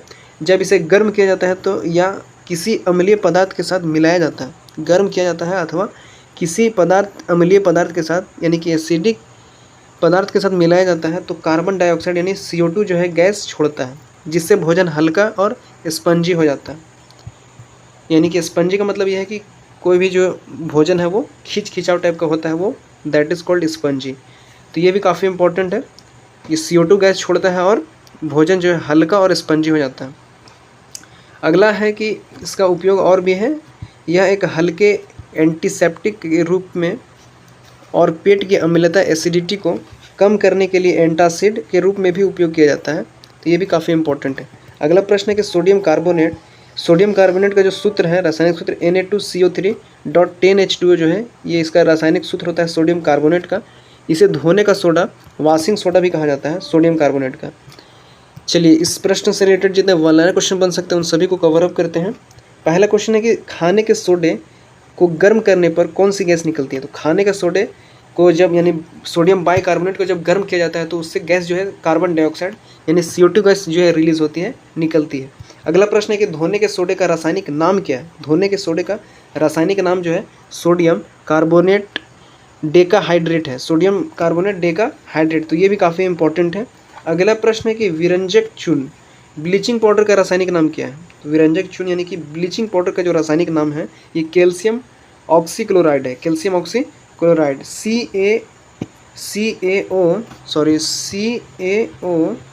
CaOCl2 जो है इसका यानी कैल्शियम ऑक्सीक्लोराइड जो है ये ब्लीचिंग पाउडर का रासायनिक सूत्र है। तो ये भी काफ़ी इंपॉर्टेंट है, आपको यहाँ पे दिया गया है। और ये संपूर्ण PDF जो आपको दिया जाएगा ये काफ़ी इंपॉर्टेंट है, जिसमें हर तरह के प्रश्न कवर अप किए गए हैं। और जितने भी पिछले जितने सेशन हो चुके हैं उन सभी का जो एग्ज़ाम क्रैकर YT के टेलीग्राम पर उसका PDF जो है संपूर्ण रूप से अपलोड कर दिया गया है, यानी कि वहाँ पे आपको दे दिया जाता है PDF के रूप में, तो आप वहाँ से डाउनलोड कर सकते हैं। ठीक है, अगला प्रश्न देखेंगे प्लास्टर ऑफ पेरिस यानी कि POP का रासायनिक नाम क्या है। प्लास्टर ऑफ पेरिस का जो रासायनिक नाम है ये कैल्शियम सल्फेट है, CaSO4.12H2O। प्लास्टर ऑफ पेरिस का जो रासायनिक सूत्र है क्या है, कैल्शियम सल्फेट .12H2O जो है ये कैल्शियम सल्फेट .12H2O ये प्लास्टर ऑफ पेरिस का रासायनिक नाम है, रासायनिक सूत्र है POP का। तो ये भी काफ़ी इंपॉर्टेंट है। कैल्शियम सल्फेट हेमीहाइड्रेट जो है ये रासायनिक नाम है इसका। अगला प्रश्न है जिप्सम का रासायनिक सूत्र क्या है। जिप्सम का रासायनिक सूत्र जो है कैल्शियम सल्फेट डॉट 2H2O जो है ये जिप्सम का रासायनिक सूत्र है, तो ये भी काफ़ी इंपॉर्टेंट है। अगला प्रश्न है कि अम्लता यानी कि एसिडिटी को दूर करने के लिए इस्तेमाल होने वाला एंटासिड में कौन सा गुण होता है, तो क्षारीय गुण होता है। अम्लता यानी कि एसिडिटी को दूर करने के लिए इस्तेमाल होने वाला एंटासिड जो है, एंटासिड में कौन सा गुण होता है, ये क्षारीय होता है, बेसिक रूप से होता है गुण। तो ये भी काफ़ी इंपॉर्टेंट क्वेश्चन है। अगला प्रश्न देखेंगे, क्वेश्चन नंबर 16 है, जो कि इंपॉर्टेंट क्वेश्चन है कि आवर्त सारणी में किसी तत्व के रासायनिक गुण मुख्यतः किस पर निर्भर करते हैं। रासायनिक गुण जो है मुख्यतः किस पर निर्भर करते हैं। Chemical properties of an element mainly depend on neutron की संख्या पर, परमाणु द्रव्यमान पर, संयोजक इलेक्ट्रॉन पर या नाभिकीय बल पर। तो आवर्त सारणी में किसी तत्व यानी कि किसी भी एलिमेंट के जो रासायनिक गुण है मुख्यतः जो है ये संयोजक इलेक्ट्रॉन पर निर्भर करते हैं। रासायनिक गुण जो है ये वैलेंस इलेक्ट्रॉन पर निर्भर करते हैं। राइट आंसर जो है इस प्रश्न का सी जो है इस प्रश्न का सही आंसर है। ये भी काफ़ी इंपॉर्टेंट है। आगे देखेंगे इस प्रश्न से रिलेटेड सारे इंपॉर्टेंट फैक्ट के साथ कवर अप करेंगे। आवर्त सारणी में किसी तत्व के रासायनिक गुण जो है मुख्यतः उसके संयोजक इलेक्ट्रॉन यानी कि वैलेंस इलेक्ट्रॉन पर निर्भर करते हैं। इसका संयोजक इलेक्ट्रॉन क्या है, तो यह किसी परमाणु के सबसे बाहरी कोष यानी कि आउटर मोस्ट सेल में मौजूद इलेक्ट्रॉनों को संयोजक इलेक्ट्रॉन कहा जाता है, यानी कि वैलेंस इलेक्ट्रॉन कहा जाता है। यही इलेक्ट्रॉन तय करते हैं कि कोई तत्व अन्य परमाणुओं के साथ अभिक्रिया करेगा या नहीं करेगा, जो है यही तत्व जो है ये डिसाइड करते हैं परमाणुओं के साथ कैसे अभिक्रिया करेगा। अष्टक नियम क्या है, अष्टक नियम भी काफ़ी इंपॉर्टेंट है। ऑक्टेट रूल जो है यह क्या है, अधिकांश तत्व अपने बाहरी कोष में 8 इलेक्ट्रॉन प्राप्त करने और स्थिरता मापने के लिए इलेक्ट्रॉनों को साझा करते हैं, उन्हें ग्रहण करते हैं या उनके त्याग करते हैं। इसी प्रक्रिया के कारण रासायनिक बंधन यानी केमिकल बॉन्डिंग जो है ये बनते हैं। तो अष्टक नियम भी काफ़ी इंपॉर्टेंट है। अगला है कि तत्वों का समूह की बात करें यानी कि एलिमेंट का जो ग्रुप होता है यह समान समूह ग्रुप के सभी तत्वों में संयोजक इलेक्ट्रॉनों की संख्या समान होती है, इसलिए उनके रासायनिक गुण भी काफ़ी हद तक एक जैसे ही होते हैं। जैसे समूह एक की सभी धातुएं बहुत ही अभिक्रियाशील होती हैं क्योंकि उनके बाहरी कोष में जो है एक इलेक्ट्रॉन होता है। तो ये भी काफ़ी इम्पॉर्टेंट है तत्वों का समूह। चलिए अगला प्रश्न है, वाला क्वेश्चन देख लेते हैं इस प्रश्न से रिलेटेड, यानी कि जो सब टॉपिक है इससे कितने क्वेश्चन बन सकते हैं उन सभी को कवर अप करते हैं। पहला क्वेश्चन यह है कि परमाणु का आकार बढ़ने पर धात्विक गुण जो है यानी मेटालिक कैरेक्टर पर क्या प्रभाव पड़ता है। परमाणु का आकार जब बढ़ता है तो इसका जो धात्विक गुण जो है मेटालिक कैरेक्टर यह भी जो है बढ़ता है, ये एक सही आंसर है। अगला देखेंगे तो संयोजकता यानी कि वैलेंसी किसे कहते हैं। संयोजकता वैलेंसी जो है किसी तत्व के परमाणु द्वारा साझा किए गए या स्थानांतरित किए गए इलेक्ट्रॉनों की संख्या को संयोजकता कहा जाता है। तो ये भी काफ़ी इंपॉर्टेंट है। अगला प्रश्न है किसके आधार पर तत्वों को आवर्त सारणी में व्यवस्थित किया गया है। किसके आधार पर तत्वों को आवर्त सारणी में व्यवस्थित किया गया है, तो ये परमाणु क्रमांक के आधार पर किया गया है, जिसे एटॉमिक नंबर भी कहा जाता है। तो एटॉमिक नंबर जो है, ये एटॉमिक नंबर की बात करें तो एटॉमिक नंबर पर जो आवर्त सारणी में जो व्यवस्थित किया गया है ये हेनरी मोजले के द्वारा दिया गया है, जो कि काफ़ी इंपॉर्टेंट है। जबकि डोबेराइनर और मेंडलीफ द्वारा जो दिया गया है ये एटॉमिक मास पर आधारित है, जबकि आवर्त सारणी जो है ये एटॉमिक नंबर पर जो दिया गया है ये हेनरी मोजले के द्वारा दिया गया है। तो ये भी काफ़ी इंपॉर्टेंट है। अगला प्रश्न देख लेते हैं, परमाणु के नाभिक में कौन सा कण होते हैं। परमाणु के नाभिक में जो है प्रोटॉन और न्यूट्रॉन जो है ये दो चीज़ जो है परमाणु के नाभिक में होते हैं। अगला प्रश्न है कि अक्रिय गैसों यानी कि नोबल गैसेज जो है की संयोजकता कितनी होती है। तो इसकी संयोजकता जो है शून्य होती है, क्योंकि उनका बाहरी कोष जो है पूर्ण होता है। और अक्रिय गैस यानी कि नोबल गैस जितने भी होते हैं ये अभिक्रियाशील नहीं होते हैं, ये अक्रिय गैस होते हैं, इनर्ट गैस होते हैं। तो ये भी काफ़ी इंपॉर्टेंट है। अगला है कि सबसे बाहरी कोष में उपस्थित इलेक्ट्रॉनों को क्या कहते हैं। सबसे बाहरी कोष में जो आउटर मोस्ट सेल में जो इलेक्ट्रॉनों जो उपस्थित होते हैं, प्रेजेंट होते हैं, उन्हें क्या कहते हैं। तो ये संयोजी इलेक्ट्रॉन होते हैं, वैलेंस इलेक्ट्रॉन होते हैं। तो ये भी काफ़ी इंपॉर्टेंट क्वेश्चन है। अगला प्रश्न है कि पौधों में गैसीय विनिमय गैसियस एक्सचेंज की बात करें तो मुख्यतः किस संरचना द्वारा होता है। Gaseous exchange is plants mainly AUKUS through xylem phloem stomata या रूट हेयर। तो पौधों में जो गैसीय विनिमय यानी गैसेस का जो एक्सचेंज होता है मुख्यतः जो है ये रंध्र द्वारा होता है, स्टोमेटा द्वारा, जिसे स्टोमेटा कहा जाता है। राइट आंसर जो है इस प्रश्न का ऑप्शन सी सही जवाब है। जाइलम की बात करें तो जाइलम जो है इस ऑप्शन में जो जाइलम दिया गया है, जाइलम का जो मुख्य कार्य होता है पौधों में जल का परिवहन और जल और खनिज का परिवहन करना होता है जाइलम का कार्य। फ्लोएम की बात करें तो फ्लोएम ये जो है भोजन का परिवहन करता है मुख्य रूप से। फ्लोएम, जाइलम जल और फ्लोएम जो है ये फल या भोजन कह सकते हैं, यानी कि भोजन का परिवहन प्लांट में जो है भोजन का परिवहन करने का कार्य करता है। इसका ट्रिक भी मैंने सेशन 1 में बताया था, यानी कि सेशन 1 या सेशन 2 में मैं आपको बताया था इसका ट्रिक संपूर्ण रूप से। तो आप वहाँ से जब कवर अप करिएगा तो आपको कम्प्लीटली हर ट्रिक जो है पता चला जाएगा। बाकी जितने भी ट्रिक होते हैं उन सभी को सेशन के माध्यम से कवर करते चल रहे हैं, तो ट्रिक भी आप यहाँ से याद कर सकते हैं। बाकी जो पौधों में गैसीय विनिमय जो होता है एक्सचेंज, गैसियस एक्सचेंज, ये मुख्यतः जो है ये रंध्र संरचना द्वारा होता है जिसे स्टोमेटा कहा जाता है। तो राइट आंसर इस प्रश्न का सी है। चलिए अगला प्रश्न है, पौधों में जो गैसीय विनिमय जो होता है यानी गैसियस एक्सचेंज होता है मुख्यतः रंध्रों द्वारा यानी कि स्टोमेटा द्वारा होता है।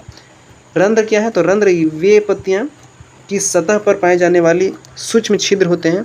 ये छिद्र मुख्य रूप से प्रकाश संश्लेषण फोटोसिंथेसिस के लिए आवश्यक कार्बन डाइऑक्साइड को अंदर लेने और श्वसन के दौरान बनी जो ऑक्सीजन O2 गैस जो है उसे बाहर छोड़ने का कार्य करते हैं। अगला देखें तो वातपोत्सर्जन क्या है। वातपोत्सर्जन यानी कि ट्रांसपायरेशन जो है रंध्रों का एक अन्य महत्वपूर्ण कार्य अतिरिक्त जल को वाष्प के रूप में बाहर निकालना है, जिसे वातपोत्सर्जन कहा जाता है, ट्रांसपायरेशन कहा जाता है। तो ये भी काफ़ी इंपॉर्टेंट है। अगला प्रश्न है कि नियंत्रण। प्रत्येक रंध्र दो द्वार कोशिकाओं यानी ग्वाड सेल्स से घिरा होता है जो इन छिद्रों के खुलने और बंद होने को नियंत्रित करती है। प्रत्येक रंध्र जो है 2 द्वार कोशिकाओं से घिरा होता है, तो ये भी काफ़ी इंपॉर्टेंट है। अब चलिए इस प्रश्न से रिलेटेड, इस टॉपिक से सब टॉपिक से रिलेटेड जितने वल्नरल क्वेश्चन बन सकते हैं इंपॉर्टेंट, उन सभी को कवर अप करते हैं। जाइलम की बात करें तो जाइलम का मुख्य कार्य क्या है, क्वेश्चन पूछा जा सकता है कि जाइलम का मुख्य कार्य क्या है। तो जाइलम का मुख्य कार्य जो है पौधों में जल और खनिजों का परिवहन करना जो है जाइलम का मुख्य कार्य है। अगला प्रश्न देख लेते हैं, फ्लोएम जो है, फ्लोएम का मुख्य कार्य क्या है। तो फ्लोएम का मुख्य कार्य जो है प्रकाश संश्लेषण द्वारा बने भोजन सुक्रोज का पौधों के विभिन्न भागों तक परिवहन करना जो है ये फ्लोएम का मुख्य कार्य है। अगला प्रश्न देख लेते हैं कि पौधों में गैसों का विनिमय जो है कहाँ से नहीं होता है। तो पौधों में जो गैसों का विनिमय यानी गैसियस एक्सचेंज जो है कहाँ से नहीं होता है, तो ये अधिकांश जलीय पौधों को छोड़कर जड़ें, रूट्स, हेयर मुख्य रूप से जल और श्वसन का कार्य करती हैं, हालांकि वे सभी भी श्वसन करती हैं। तो पौधों में जो गैसों का विनिमय कहाँ से नहीं होता है क्वेश्चन पूछा जा सकता है। तो ये अधिकांश जलीय पौधों को छोड़कर जो है जड़ें मुख्य रूप से जल के अवशोषण का कार्य करती है, हालांकि वे भी श्वसन करती है। तो ये भी काफ़ी इंपॉर्टेंट है। अगला प्रश्न है कि द्वार कोशिकाओं यानी गार्ड सेल्स में जल की मात्रा बढ़ने पर रंध्र क्या होते हैं। तो द्वार कोशिकाओं में जल की मात्रा जब बढ़ता है तो या इसका जो रंध्र जल की मात्रा बढ़ने पर रंध्र क्या होते हैं। तो रंध्र जो होता है ये खुल जाते हैं। द्वार कोशिकाओं में जब जल की मात्रा जब बढ़ते हैं तो रंध्र जो है यानी स्टोमेटा जो है वो खुल जाते हैं। तो ये भी काफ़ी इंपॉर्टेंट है। अगला प्रश्न है, पौधों में श्वसन की प्रक्रिया कब होती है। पौधों में श्वसन की प्रक्रिया जो है ये दिन और रात दोनों समय में होती है। पौधों में श्वसन की प्रक्रिया जो है ये दिन और रात दोनों समय में होती है। ये भी काफ़ी इंपॉर्टेंट है। अगला प्रश्न है कि प्रकाश संश्लेषण यानी कि फोटोसाइंथेसिस जो होता है, फोटोसाइंथेसिस की प्रक्रिया मुख्य रूप से कब होती है। प्रकाश संश्लेषण यानी कि फोटोसाइंथेसिस की प्रक्रिया जो है ये केवल दिन में ही होती है और प्रकाश की उपस्थिति में ही फोटोसिंथेसिस की प्रक्रिया होती है। ये भी काफ़ी इंपॉर्टेंट है। चलिए अगला प्रश्न है, क्वेश्चन नंबर 18 है कि निम्नलिखित में से कौन सा रोग स्वप्रतिरक्षी रोग यानी कि ऑटो इम्यून डिसीज़ है। Which of the following is an autoimmune disease. Malaria, tuberculosis, rheumatoid arthritis या डेंगू। तो इनमें से जो स्वरोग प्रतिरक्षी रोग जो है ऑटो इम्यून डिसीज़ या रूमेटॉइड आर्थराइटिस है। राइट आंसर जो इस प्रश्न का ऑप्शन सी सही जवाब है। मलेरिया जो है ये, मलेरिया की बात करें तो मलेरिया जो है ये मलेरिया एक बैक्टीरियल डिसीज़ है। और ट्यूबरकुलोसिस की बात करें तो ट्यूबरकुलोसिस जो है ये माइकोबैक्टीरियम ट्यूबरकुलोसिस नामक एक बैक्टीरिया से होता है। तपेदिक रोग जो है ये माइकोबैक्टीरियम ट्यूबरकुलोसिस के नामक एक बैक्टीरिया से होता है। डेंगू की बात करें तो डेंगू जो एक वायरल डिसीज़ है। ये भी काफ़ी इंपॉर्टेंट क्वेश्चन पूछ लिया जाता है। डेंगू किस प्रकार का रोग है, ऑप्शन में दिया जाता है कि वायरल डिसीज़ है या फिर बैक्टीरियल डिसीज़ है। तो आपको जो सही आंसर करना होगा, डेंगू जो है ये एक प्रकार का डेंगू जो है एक वायरस डिसीज़ है, यानी कि वायरल डिसीज़ है। तो ये भी याद रखना है। अगला प्रश्न देखते हैं, इससे रिलेटेड जितने वल्नरेबल क्वेश्चन बन सकते हैं उन सभी को कवर अप करते हैं। इस प्रश्न का जो सही आंसर जो होगा, रूमेटॉइड आर्थराइटिस जो है ये ऑटो इम्यून डिसीज़ है, यानी कि ये खुद से ही अपने शरीर पे खुद से जो है ऑटो इम्यून को डिस्टर्ब करता है और एक प्रकार का रोग जो है उत्पन्न कर लेता है, रूमेटॉइड आर्थराइटिस। यह भी काफ़ी महत्वपूर्ण है। चलिए इसकी व्याख्या जो है, व्याख्या को देखते हैं महत्वपूर्ण तथ्य के साथ और वल्नरेबल क्वेश्चन के साथ, जहाँ से क्वेश्चन पूछे जा सकते हैं। रूमेटॉइड आर्थराइटिस एक जो है 100 जो है, यानी कि 100 प्रतिरक्षी रोग है, यानी ऑटो इम्यून डिसीज़ है। इसकी बात हम लोग करें तो ये एक 100 प्रतिरक्षी ऑटो इम्यून डिसीज़ का एक प्रकार है। यह एक ऐसी स्थिति है जिसमें शरीर की अपनी प्रतिरक्षा प्रणाली ऑटो इम्यून सिस्टम स्वास्थ्य कोशिकाओं और ऊतकों को पहचान नहीं पाती है और उन्हें गलती से उन पर ही हमला कर देती है, जिससे जो है ये रोग उत्पन्न हो जाता है। तो ये काफ़ी इंपॉर्टेंट है। ऑटो इम्यून डिसीज़ ये अपना ही प्रतिरक्षी प्रणाली को जो है स्वास्थ्य कोशिकाओं को और ऊतकों को जो पहचान नहीं पाती है और गलती से उन पर ही हमला कर बैठती है, यानी कि हमला कर देती है। ये भी काफ़ी इंपॉर्टेंट है। अगला देख लेते हैं, रूमेटॉइड आर्थराइटिस। इस रोग में शरीर की प्रतिरक्षा प्रणाली जोड़ों की परत पर हमला करती है, जिससे जोड़ों में सूजन, दर्द और अंततः विकृति पैदा हो जाती है। तो जिससे नुकसान जो होता है वो भी यहाँ पे कवर अप किया गया है, जिससे जोड़ों में सूजन हो जाता है, दर्द होता है और अंततः विकृति पैदा हो जाती है। ये भी काफ़ी इम्पोर्टेंट है। और मलेरिया की बात करें तो मलेरिया एक प्रोटोजोआ परजीवी है और तपेदिक की बात करें यानी जीवाणु एक बैक्टीरिया। डेंगू की बात करें तो एक वायरस है। ये सभी संक्रामक रोग है, इन्फेक्टियस डिसीज़ है, जो बाहरी रोगाणुओं के कारण होते हैं, ना कि शरीर की अपनी प्रतिरक्षा प्रणाली के कारण। यहाँ पे एक माय मिस्टेक, थोड़ा सा कुछ यहाँ पे गलती हुआ। मलेरिया जो है एक प्रोटोजोआ से होता है। मलेरिया रोग जो होता है ये प्रोटोजोआ के कारण होता है। माइकोबैक्टीरियम ट्यूबरकुलोसिस द्वारा एक बैक्टीरिया के कारण ये तपेदिक रोग होता है। और ये जो है रूमेटॉइड आर्थराइटिस जो है यह जो है रोग ये ऑटो इम्यून डिसीज़ है, यानी कि शरीर अपने ही प्रतिरक्षा प्रणाली को पहचान नहीं पाती है और उस पर हमला कर बैठती है, जिससे रूमेटॉइड आर्थराइटिस रोग जो है हो जाती है, यानी कि दर्द, सूजन ये सब देखने को मिलता है। डेंगू की बात करें तो डेंगू एक वायरल डिसीज़ है, यानी कि विषाणु जनित रोग है। तो ये जो ऑप्शन है इसको ध्यान दीजिएगा, थोड़ा सा डिस्टर्ब, यानी कि गलती से मलेरिया को बैक्टीरिया के रोग के आधार पर मैंने बोल दिया।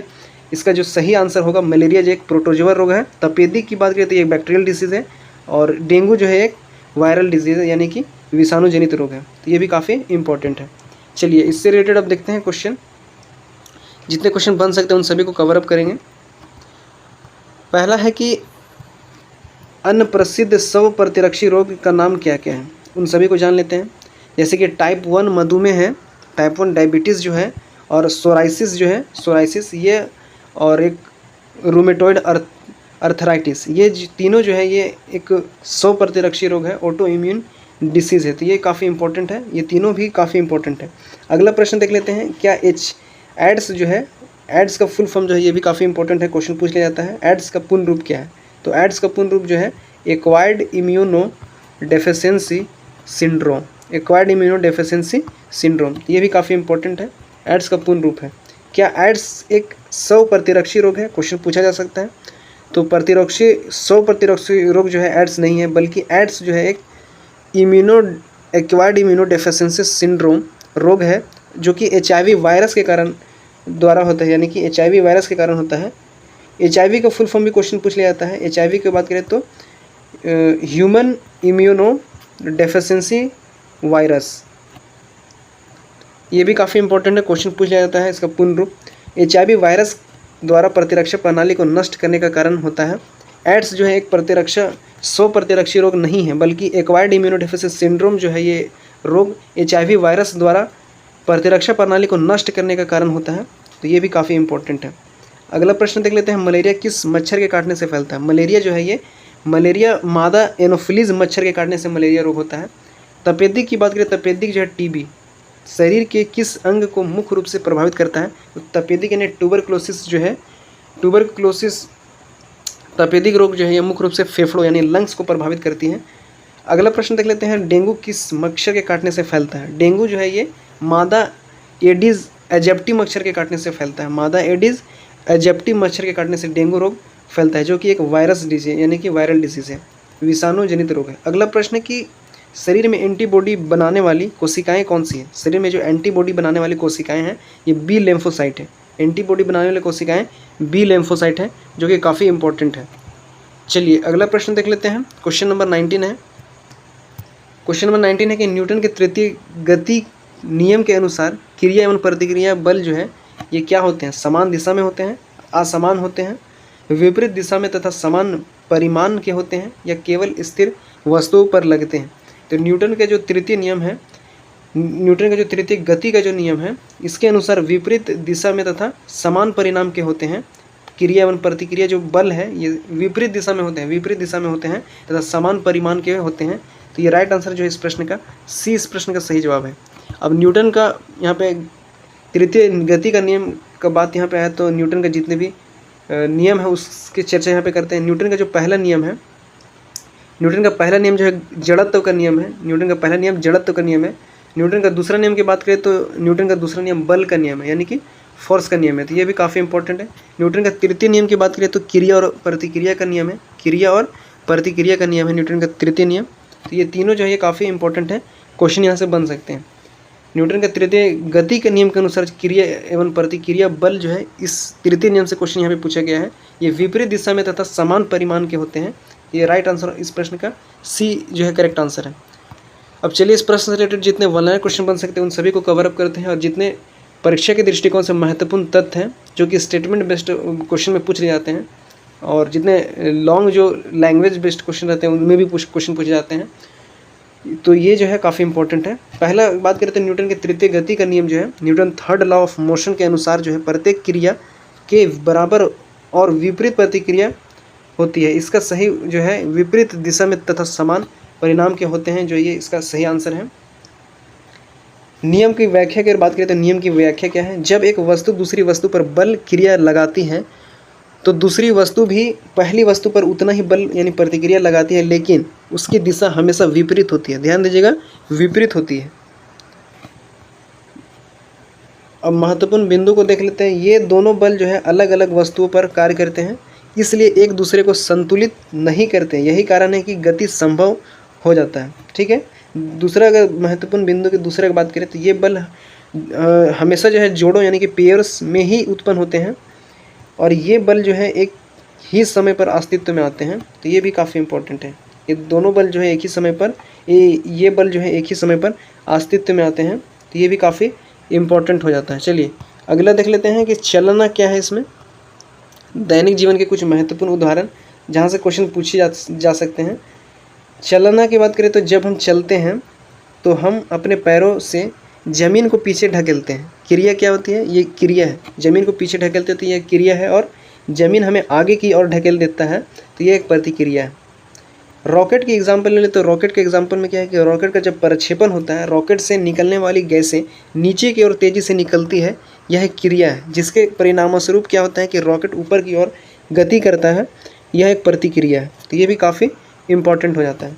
नाव से उतरना भी एक एग्जांपल लेते हैं। नाव से उतरते हैं जब व्यक्ति नाव से किनारे की ओर कूदता है तो नाव पीछे की ओर जो है हट जाती है।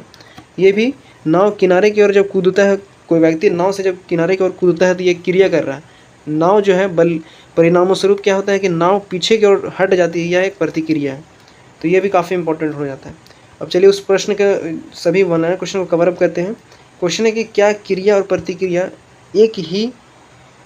क्रिया और प्रतिक्रिया बल एक ही वस्तु पर लगते हैं? तो क्रिया और प्रतिक्रिया बल जो है एक ही वस्तु पर नहीं लगते हैं, वो दो अलग अलग वस्तुओं पर लगते हैं। क्रिया और प्रतिक्रिया दोनों जो है ये अलग अलग वस्तुओं पर बल लगते हैं। तो ये काफ़ी इंपॉर्टेंट है। आगे देख लेते हैं। क्वेश्चन है कि बंदूक से गोली चलाने पर धक्का क्यों महसूस होता है?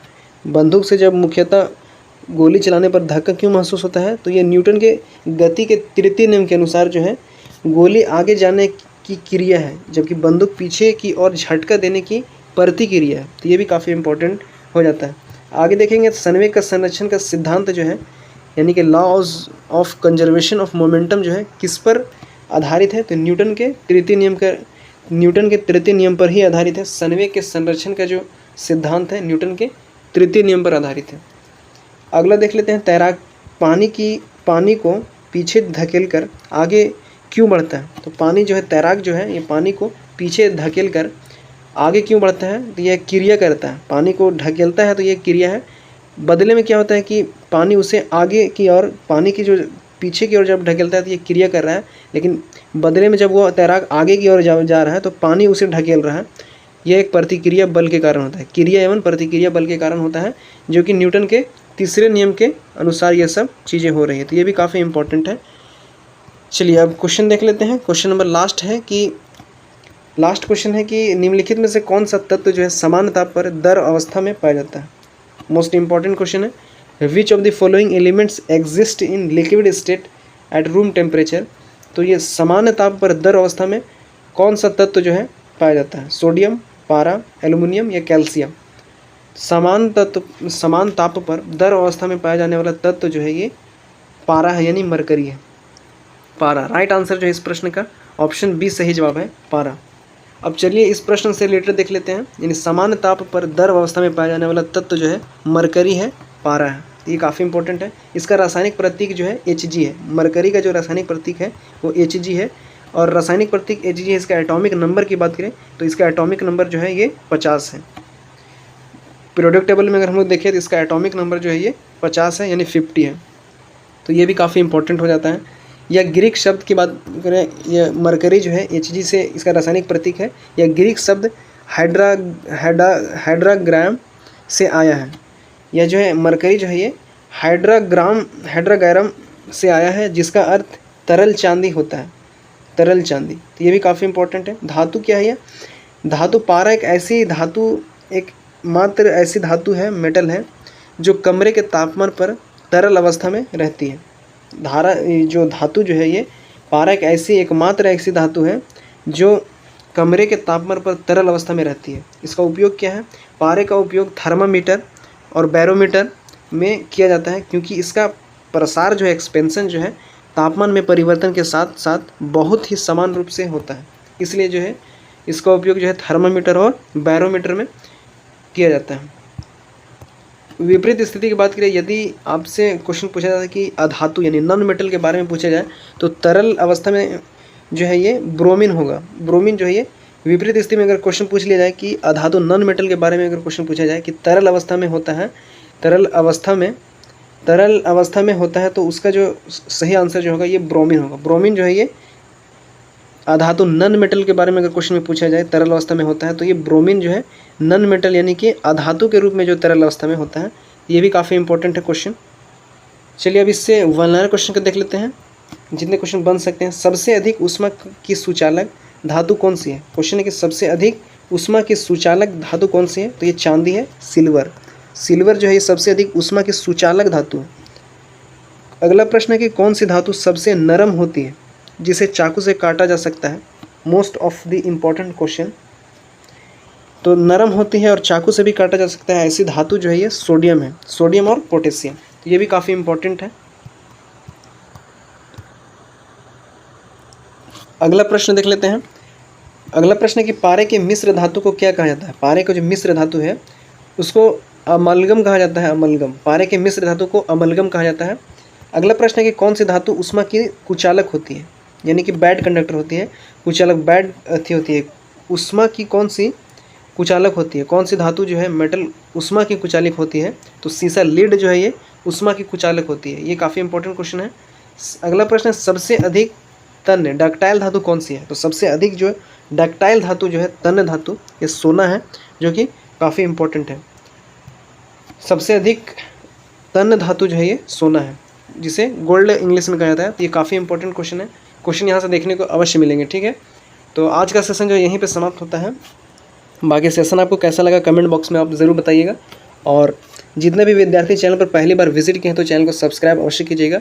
और पीछे जो 3 सेट पीछे जो 3 सेट हो चुके हैं, प्रैक्टिस सेट जो पीछे 3 सेट जो हो चुके हैं, उन सभी को आप प्लेलिस्ट के माध्यम से कवर अप कर सकते हैं, most of the important question के साथ, इम्पॉर्टेंट फैक्ट के साथ, और जितने भी ऑनलाइन क्वेश्चन बन सकते हैं, चाहे हर जितने भी चैप्टर है फिजिक्स केमिस्ट्री बायोलॉजी के इम्पॉर्टेंट चैप्टर के जितने भी टॉपिक है, सब टॉपिक है, वहाँ से PYQ के आधार पर क्वेश्चन जो है सारे क्वेश्चन को कवर किया गया है। तो ये काफ़ी इंपॉर्टेंट सीरीज़ है, सेशन है, आप इसे कवर कर सकते हैं, यानी कम समय में ज़्यादा प्रश्नों को प्रैक्टिस कर सकते हैं। बाकी मिलते हैं नेक्स्ट वीडियो में। आप सभी का बहुत बहुत धन्यवाद और मिलते हैं नेक्स्ट वीडियो में। जय हिंद, जोहार।